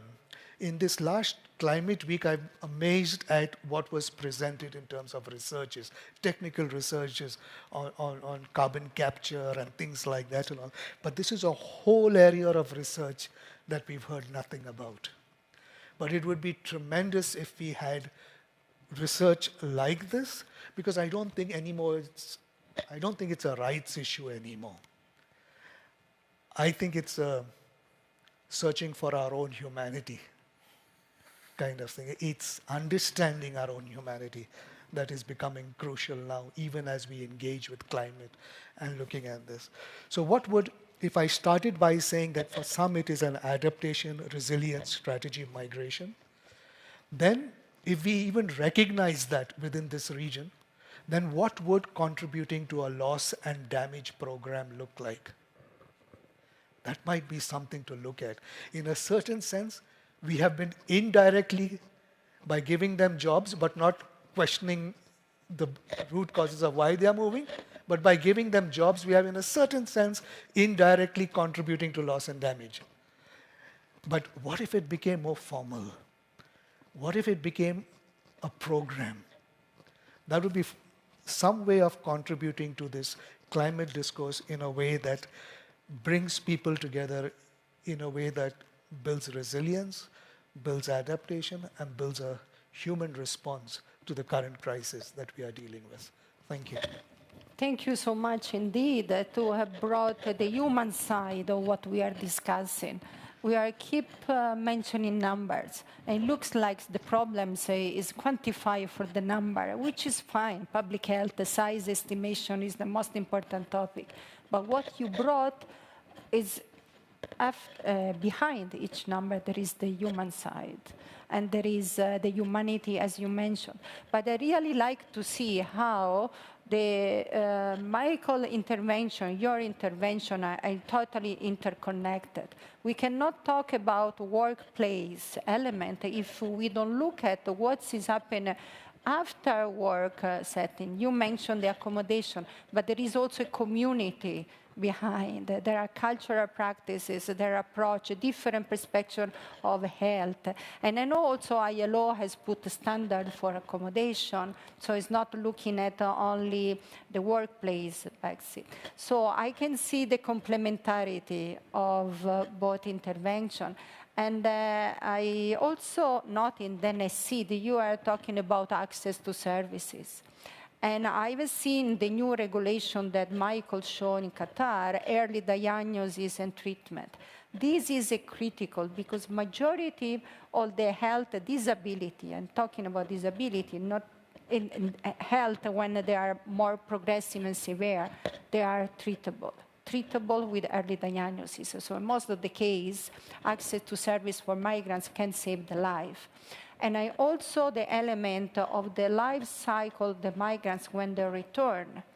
I'm glad that you mentioned infertility. Those are the new study of the climate change, extreme heat, not only for men, but for women. Pregnancy at risk of preeclampsia, and the newborn with complication, etc. Those are new studies. So how much are we trying to prevent rather than treat? And this is something, and it needs more data as well. I could not agree more on the psychosocial and aspect of the dynamics. And this is not, unfortunately, taken into consideration much, especially when the migrants, they moved with their own vulnerability. Can be the epidemiological profile, coming from less endemic area, moving to high endemic area, or moving from less climate exposed to more climate exposed, but also the psychosocial impact and the trauma they can bring to it. Thank you for all those interesting points, indeed. The discussion will continue, definitely. And when referring to the trauma that the people is bringing, it's linked with the next panelist, which is focusing as International Federation of Red Cross, talking about displacement and forced also migration. What you mentioned, when the migrants is anyhow forced because of the flood and because there are not level of opportunity. This is also true for conflict, for war. So what is forced migration and the impact on the climate change? And we will see from Dr. Hossam Faisal. Let me properly introduce you, and thank you so much for being part of our panel, even if it's online. Dr. Hossam Faisal is a medical doctor, joined the Red Cross and Red Crescent movement in 2002 as disaster management volunteer with the Syrian Arab Red Crescent. He has over 14 years of humanitarian programming experience, both regionally and nationally in North Africa and Middle East. Dr. Hossam has been involved in different humanitarian operation, resilience program within different contexts, from armed conflict to disaster and health emergency. And Dr. Hossam is currently the regional head of Health, Disaster, Climate and Crisis Unit at the IFRC, North African Middle East Regional Office based in Beirut. Dr. Hossam, thank you, and the floor is yours. Thank you so much for introducing me, and an honor to be with you today in this panel. I think for the sake of time, I will just maybe jump straight into that topic. I will not talk that much on the background, so I will just maybe briefly, if we talk about the MENA region, from our risk watch mechanism, we see, especially over the past 12 months, specifically an increase frequency and severity of patterns of extreme weather conditions. And that's the key aspect we are dealing with when it comes to climate change impact in the region. Of course, we have different impacts on that level related to the conditions themselves and the associated risks moving into emergencies and disasters, such as high temperatures, heat waves, the limited groundwater rainfall causing droughts, but at the same time, the scarcity of agricultural lands due to unplanned urbanization, and all of that is leading to more economic and health impact. And of course, we should not forget one of the key characteristics we have in this region, which is the high population growth. Like, we are expecting that the MENA region will be doubled in size when it comes to population by 2070. And with limited resources due to the climate change impact, plus other humanitarian crises in the region, the impact will be multiplied on vulnerable groups. At the same time, because of the climate change situation, we can see more and more increasing dependency on importation of food commodities, among others, and as well as the elements of migration within and from the countries of the Middle East and North Africa. If we take briefly, we look into the direct and indirect impact of the climate change when it comes to the health. So we see that the acute illnesses, heat strokes, dehydration, deaths, and trauma, psychological trauma due to those weather conditions. But the indirect impact, we look into, of course, the limited water and hygiene services. We look into the livelihoods loss, food scarcity, and food insecurity, as well as the element of the impact on the lifestyle of the people, and that's mainly affecting the complications of chronic diseases in the communities we are dealing with. So all of that comes when we say a coalition or when they collate together, that leads to catastrophic situations impacting the livelihoods and the lives of local communities. Just to give you an example here from just 3 months ago in in Algeria, in July 2023, around 35 wildfires rapidly erupted and spread across the northeastern region of Algeria, causing massive devastations. Around 6,000 families were impacted, almost 34,000 deaths were confirmed. Of course, the catastrophic situation affected the livelihoods of the people, the livestock as a main income of the communities in those locations, as well as the whole impact on the green vegetation cover in those areas. And that's, of course, resulted in hardships for communities in those areas. Of course, a lot of houses were brought down to ground, burned down completely, leaving displaced families and with dire needs from health perspective, from livelihoods perspective, but also from protection perspective. And we see that more and more happening in different areas in the North Africa, specifically leading, of course, to more risks of wash-related communicable diseases, the increased impact of non-communicable diseases due to access to medicines and the resources to get the medicines, but also the loss of livelihoods. If we move to the migration impact, and I would like to echo my colleague who was talking before me from the panel when he was talking about migration being an adaptation strategy. We see that quite clearly with the migration patterns and the routes of migration, specifically if we say about North Africa. Here there are some statistics about the current situation on migration. Like in the migration routes, we can consider this here through the Mediterranean routes as the highest, let's say, reported numbers of casualties this year due to the attempt of people trying to cross the Mediterranean. Libya, as you know, it's a major transit and departure point for migrants coming through different routes on land into North Africa. The recent floods in eastern region of Libya will for sure affect the migrants who were in those areas, but also will push migrants to use different patterns on different routes through Morocco, Tunisia, and Egypt.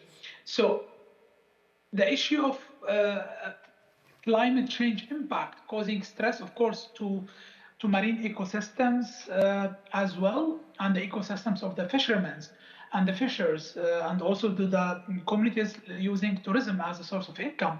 All of that will push for more migration into or changing jobs into different locations or countries. That per se means more migration. At the same time, the impact of climate.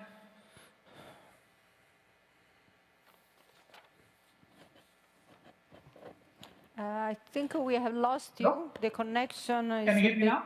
Yes, we can hear you. Please, go ahead. Yeah. So in brief, I would say as well, the increased risk related to health as well and climate change related to the sexual and gender-based violence and trafficking of those vulnerable migrants due to the increased numbers and the increased frequencies of and severities of the impact on those groups. Our approach as a Red Cross Red Crescent and the IFRC and the member national societies in our strategy 2030, climate change and climate change adaptation and mitigation sits at the heart of the work we are doing with our member national societies, with a huge investment looking into local solutions, local-led actions, and also adopting better environmental management in our approaches collectively and in our programming, and that takes us to the climate smart programming and climate smart disasters reduction, from increasing our work on the anticipatory action with the local communities, and that includes the migrants. I can give quickly an example here. Most recently, the IFRC and WFP, we were awarded a grant from the UK Meteorological Office, where we will work on anticipatory action related to weather information dissemination and sharing with a specific group of IDPs. So that's an important element here in terms of sometimes we overlook the element of inclusion of specific groups, not just host communities, but also people on the move in our anticipatory action and information sharing.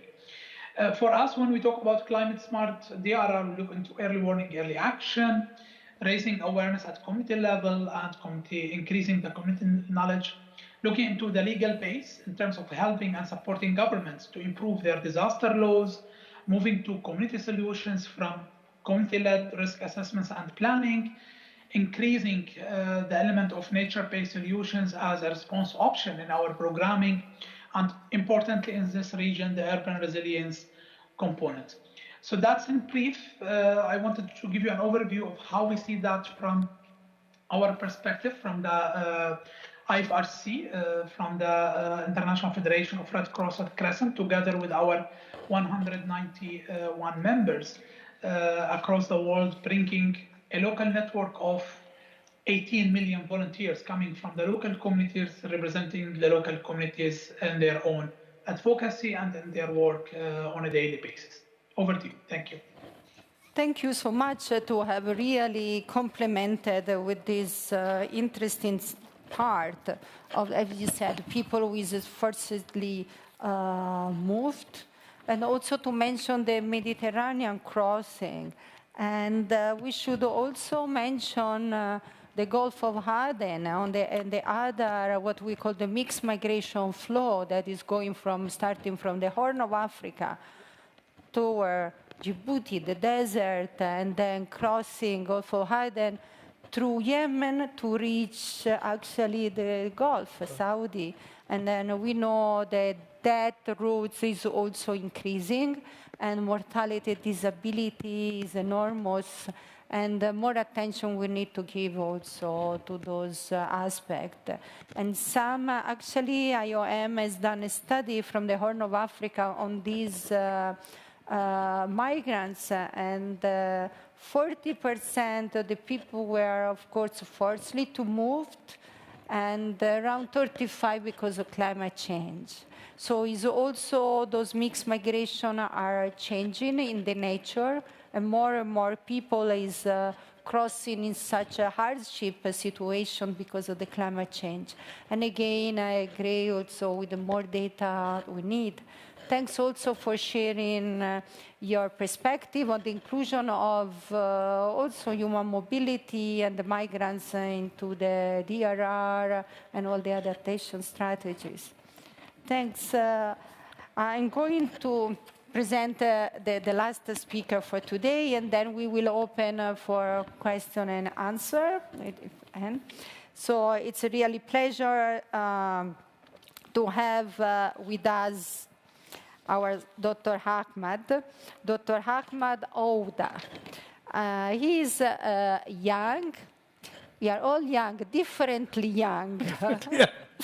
But he's a young medical doctor, but he's proud to say he's also a Palestinian refugee. And he holds the status of refugees according to the Geneva Convention 1951. He is a medical doctor, as I said, and he's currently in Egypt doing his internship, so we are neighbors. And he has 4 years of experience in different UN agencies and youth constituencies. He is one of the coordinator team of the YONGO for the MENA Climate Change Week. YONGO is one of the 9 civil society constituencies of the UNFCCC. So we are really glad to have you. So the floor is yours, and please feel free to share also your personal experience and the angles of the global or some frameworks that you feel like they can be relevant for our discussion. The floor is yours. Okay. Hello, everyone. Good morning, good evening. Are you still here with me? Because I'm going to be starting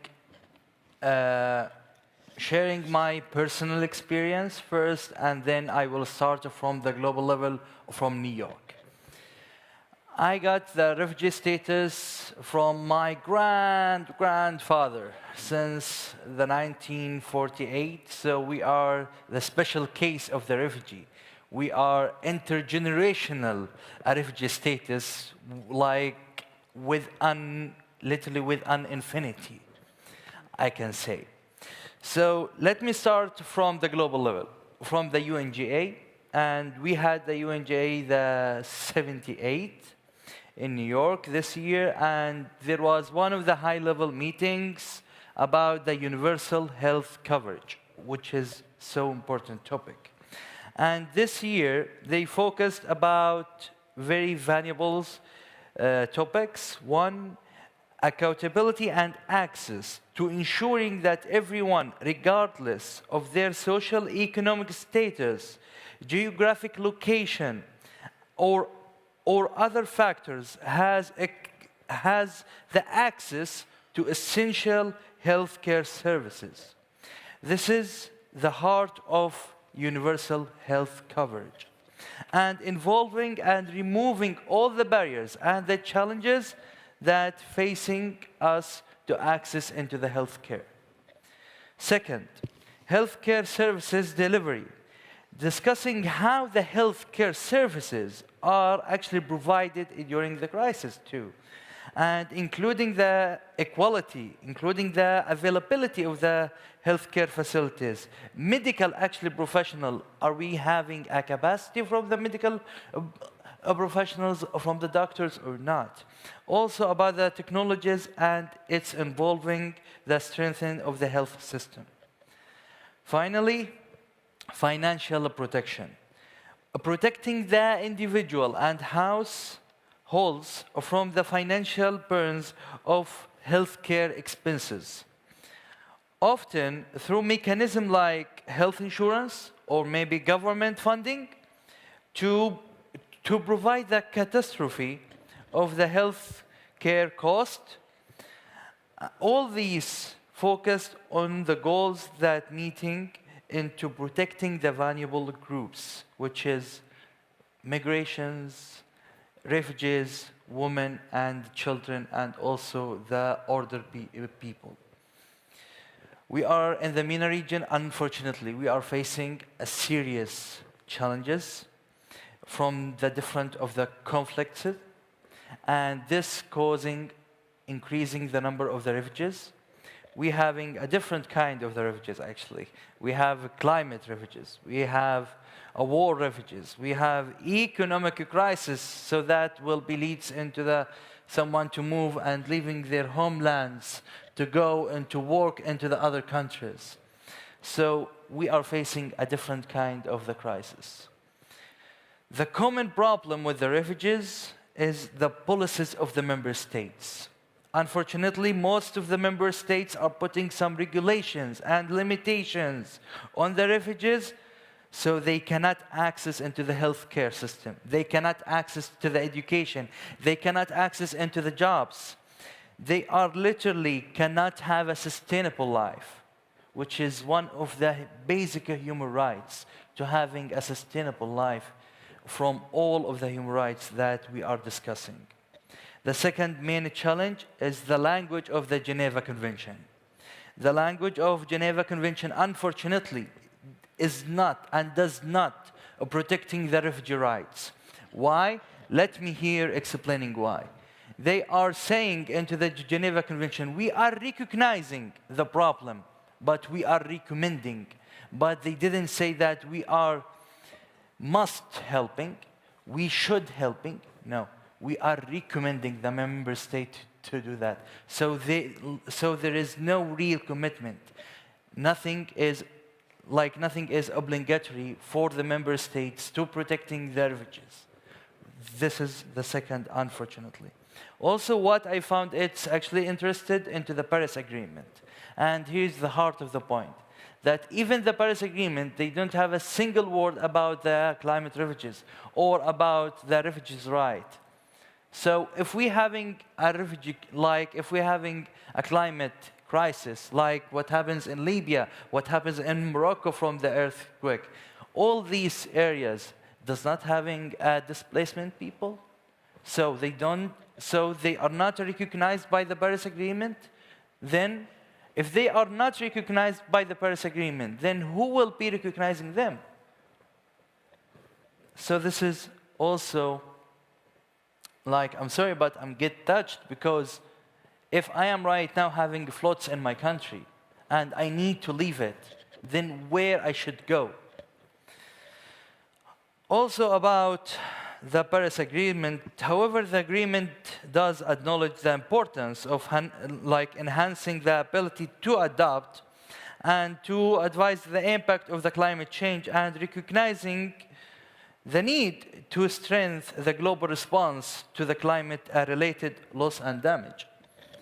While the Paris Agreement itself does not provide a legal framework for protecting the climate refugee or the people who is at displacement.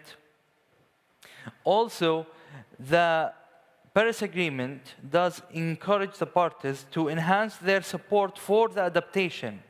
So the adaptation here is our entry point, because if we will have the adaptation, which will be indirect benefit for the vulnerable communities that facing climate-related displacement.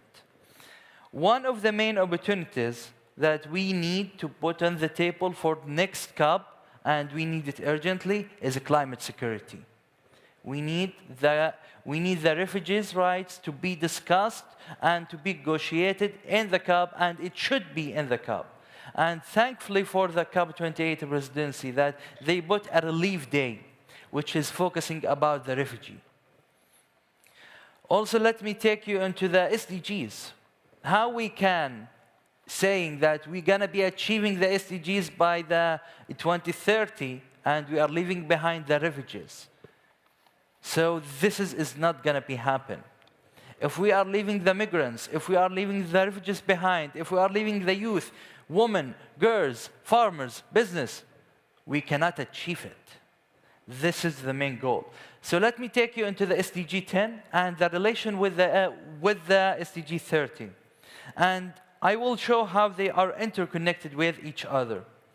First, inequality and vulnerability to the climate change. SDG 10 focusing on reducing inequality within or among countries, inequality, whatever the social, economic, or gender, can make a marginalized community and nations more vulnerable to the climate change. SDG 13, which is the climate change, which deals about the climate change action, it should be recognizing by the climate responses that they need to have a climate emergency response, that if we're having crisis, we will do 1, 2, 3, 4, 5.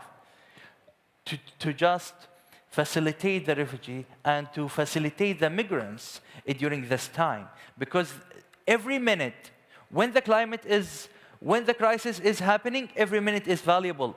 A lot of lives, a lot of children, a lot of the people. TikTok right now, lives on matter right now. Let me also talk to you about climate-induced of the displacement. Climate change, as actually discussed into the SDG 13, can lead into the environmental migration and also into the displacement. So we're having here climate, like a climate migration, we have a climate refugee, we have environmental migration too. Because they are the vulnerable population, they are already marginalized, maybe forced to migrate due to the extreme weather events, like, let's say, the sea level rise or other climate-related factors. Reducing inequalities, SDG 10, can help to address, drive a displacement and create a better condition for affected population. If we want to have the health rights, then we need to have the SDG 3 with us. So here, my point here is, I want to show you how the SDGs is interconnected. So you cannot focus in one climate action and leaving the SDG 10 and leaving the SDG 3. This is not going to be happen. All of the SDGs is interconnected. Yes, thank you. Over to you. Thank you so much for your powerful presentation. We can see that it comes from the heart, but also you said that some critical important that to me are really how we can better defend and concrete the rights of the people. And then in this case, how those global platforms, they really can be more enforcing, because we say recommendation is the mild. But we also see that when we are dealing with migration, is the sovereignty of the states to decide. And this is why in all the global platforms, when the signature of those platforms related to migration, there is always a big resistance to make a mandatory or binding. Exactly. Because at the end, for law, that's the sovereignty of the states. So the advocacy for us, it become the powerful tool. Which are the stronger arguments that we can put, and from the health perspectives, where is the health diplomacy in these 3 years? I haven't seen a strong health diplomacy coming on top to influence the migration platform. Because when we are dealing with migration and health, even access to services is regulated by migration policy. If you are undocumented migrants, you may not be able to access services, not because of the public health, but because of the migration restricted policies.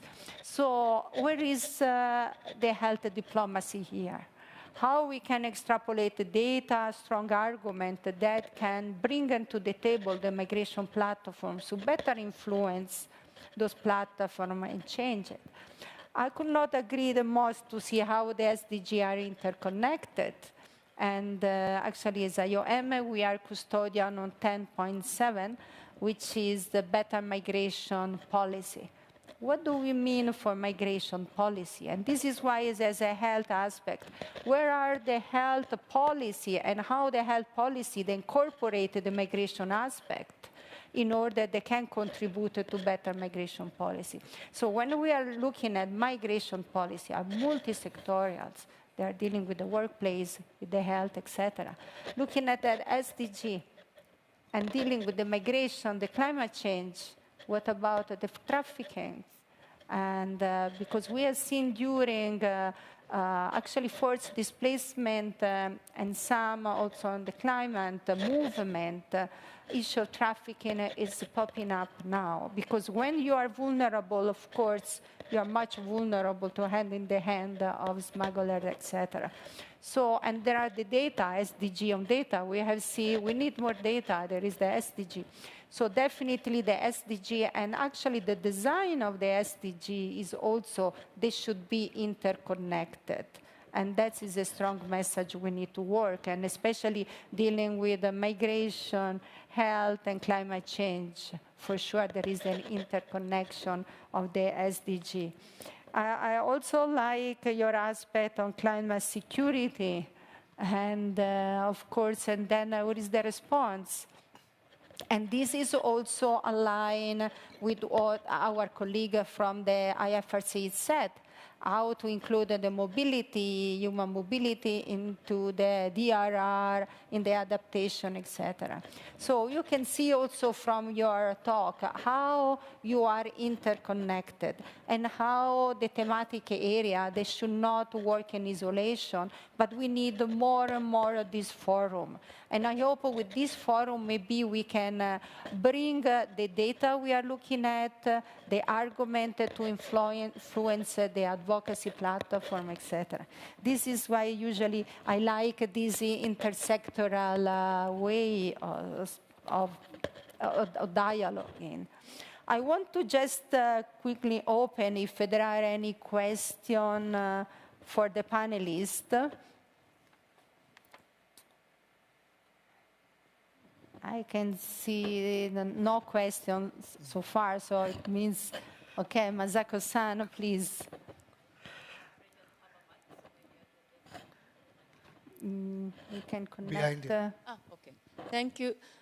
No, thank you so much for all the panelists, colleagues also online as well. I mean, it's a very interesting discussion, and it's important discussion as well. I wanted to ask, I mean, thank you, William, really highlighting the importance of migration as an effective adaptation strategy, and that need to be explored and discussed further in a climate change discussion. This is what IOM, we are also advocating. And how we can also make sure that is looked into, not only maybe climate change platform, but in an existing migration governance platform, such as Colombo Process, Abu Dhabi Dialogue, Migration and Development Forum. What would be your opinion on how this could be, perhaps discussed in those existing governance platform as well as, of course, climate change discussion platforms?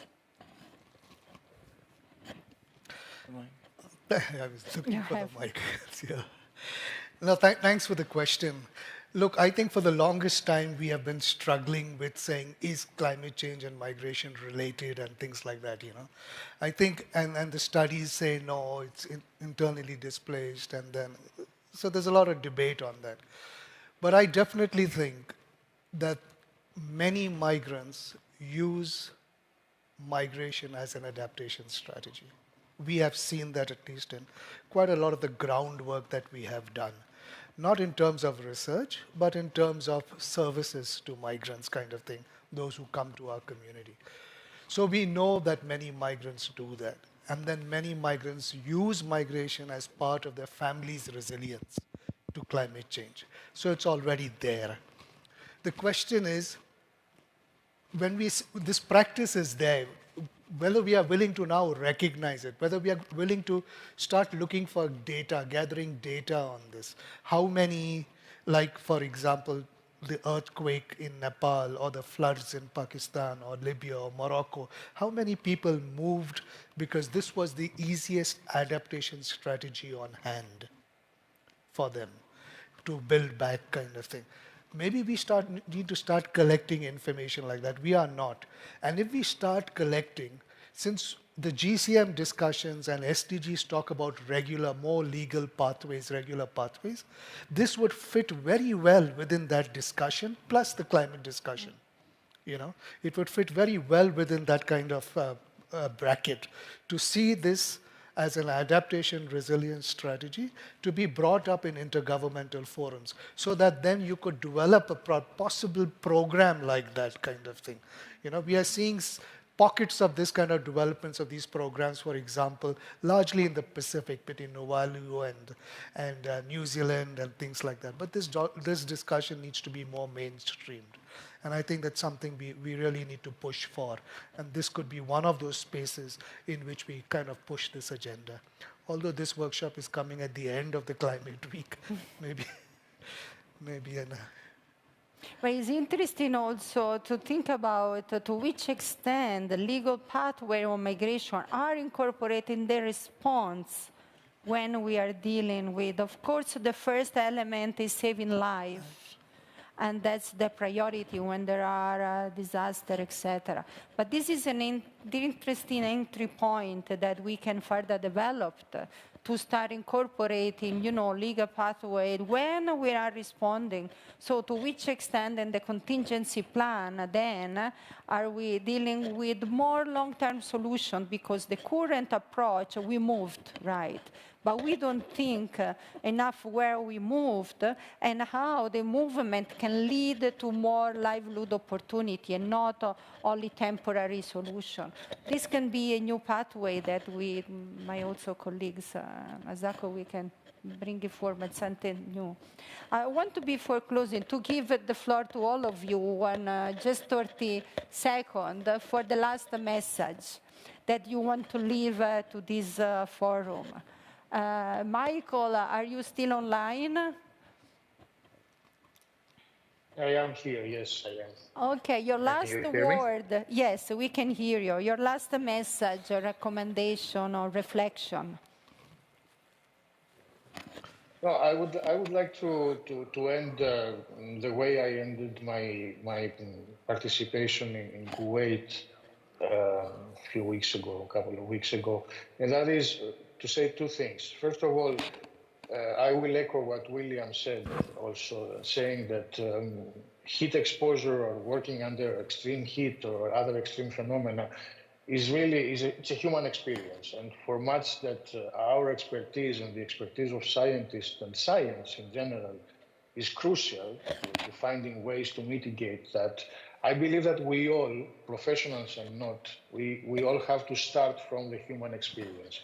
That's why I said in Kuwait that the next time everybody that lives around here in the Gulf, the next time we go out of our car to go into our building, let's linger 5 minutes outside and feel what people feel for 12, 14 hours a day while toiling, while doing physically very demanding work. And the second thing is that there are different fora and different platforms where we all discuss, and we are all professionals and we have our contacts, us at the ILO, with WHO, IOM, other different organizations, civil society organizations. We have to come together and we have to have permanent platforms, not only of collaboration, but also of operational collaboration. We have to combine efforts, in other words, especially us that are fortunate enough to work with governments in the region and any other that is working with governments around the world. We have to convince them that they must come together and combine their efforts together with exchanging experiences and knowledge. That is from me. Thank you very much. Thank you, Michael. William, your last word today. Look, I think we are in a world of increasing mobility, whether it is climate, conflict, or work. More and more people are moving. I don't think the discussions on mobility has matured within the climate discourse. I think we need to see more of that, because at the end, whether it is resilience, adaptation, this has to happen in community.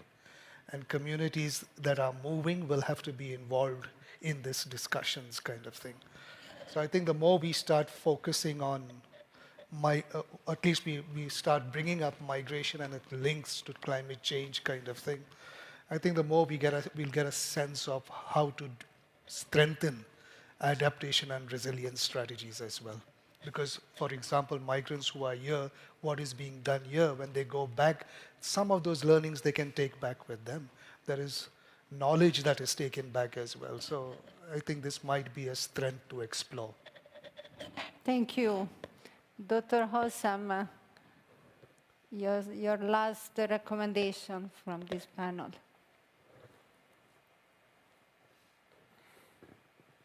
Dr. Hossam, are you still with us?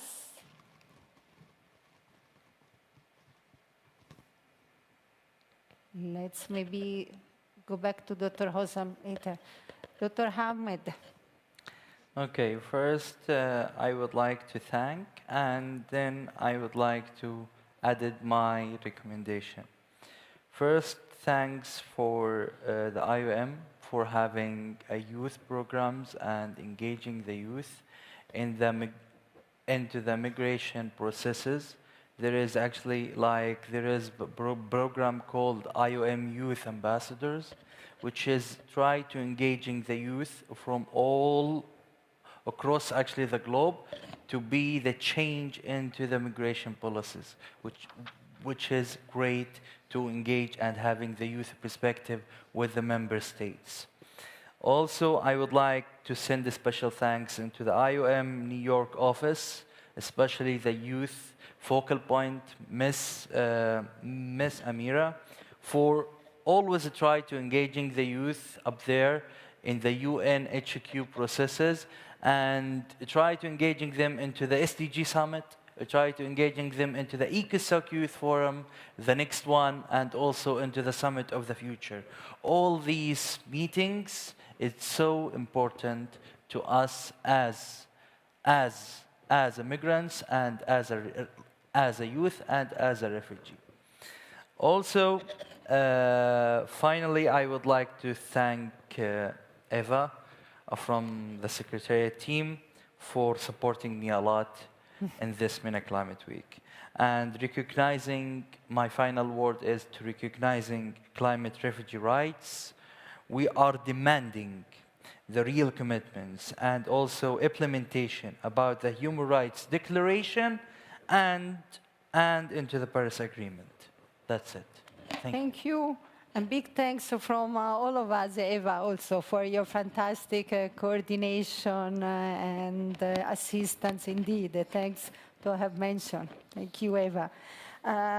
To close this session, I have a few points that to wrap up all our discussion, and then I will give the floor for Masako for the final closure.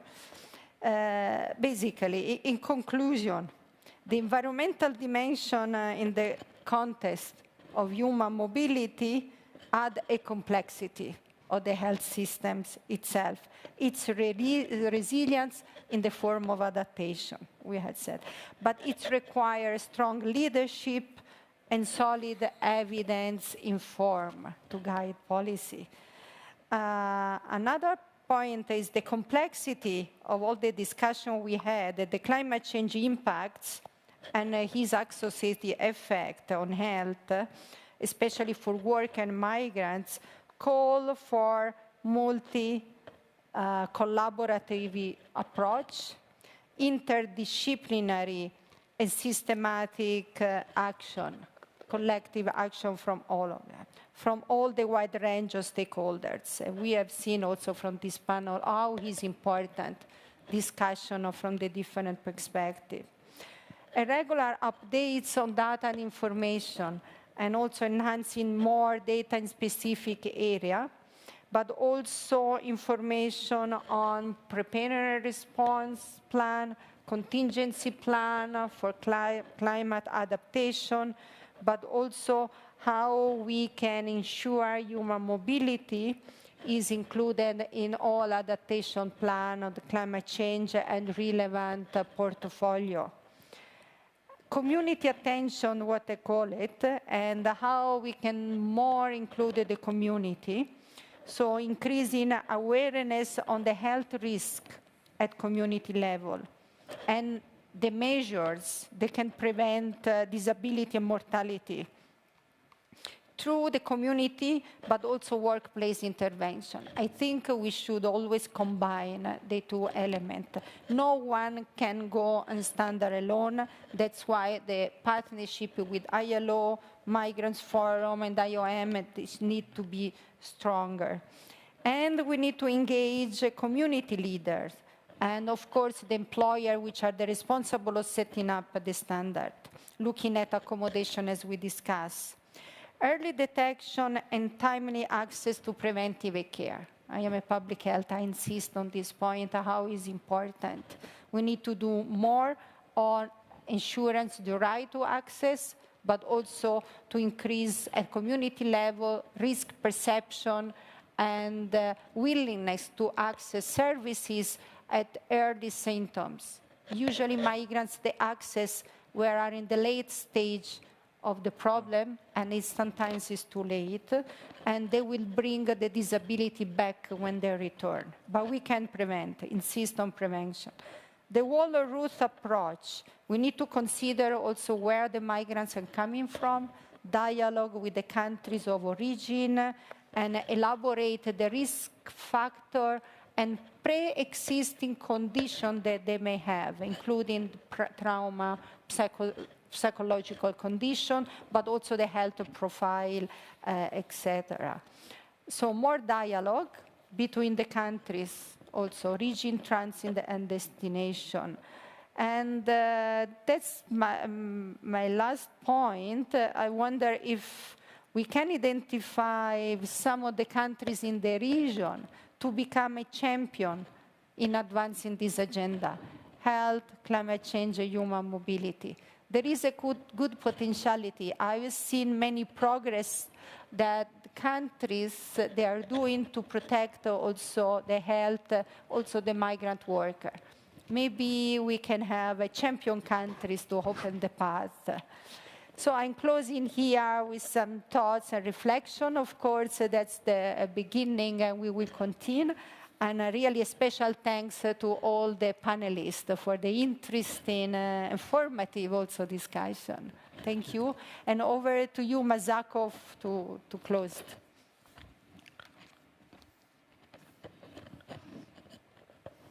Thank you so much, my colleague Michela, and again, all the speakers and panelists. I think my colleague Michela has summarized very well this, the main discussion points of this event. So I just want to thank everyone for being with us on this final day of the MENA Climate Week with this session. And also would like to thank the WHO colleagues. Many of them will not be able to be here, but they really supported us in terms of collaborated with us for the preparation. And of course, the UNFCCC colleagues, Eva and Joy, and all the team that supported for the preparation, and ICT colleague, technician in the background, and also interpreters. So I would like to just thank for everyone, and thank you so much, and have a good day. Thank you, Masako. Thank you so much. Yeah.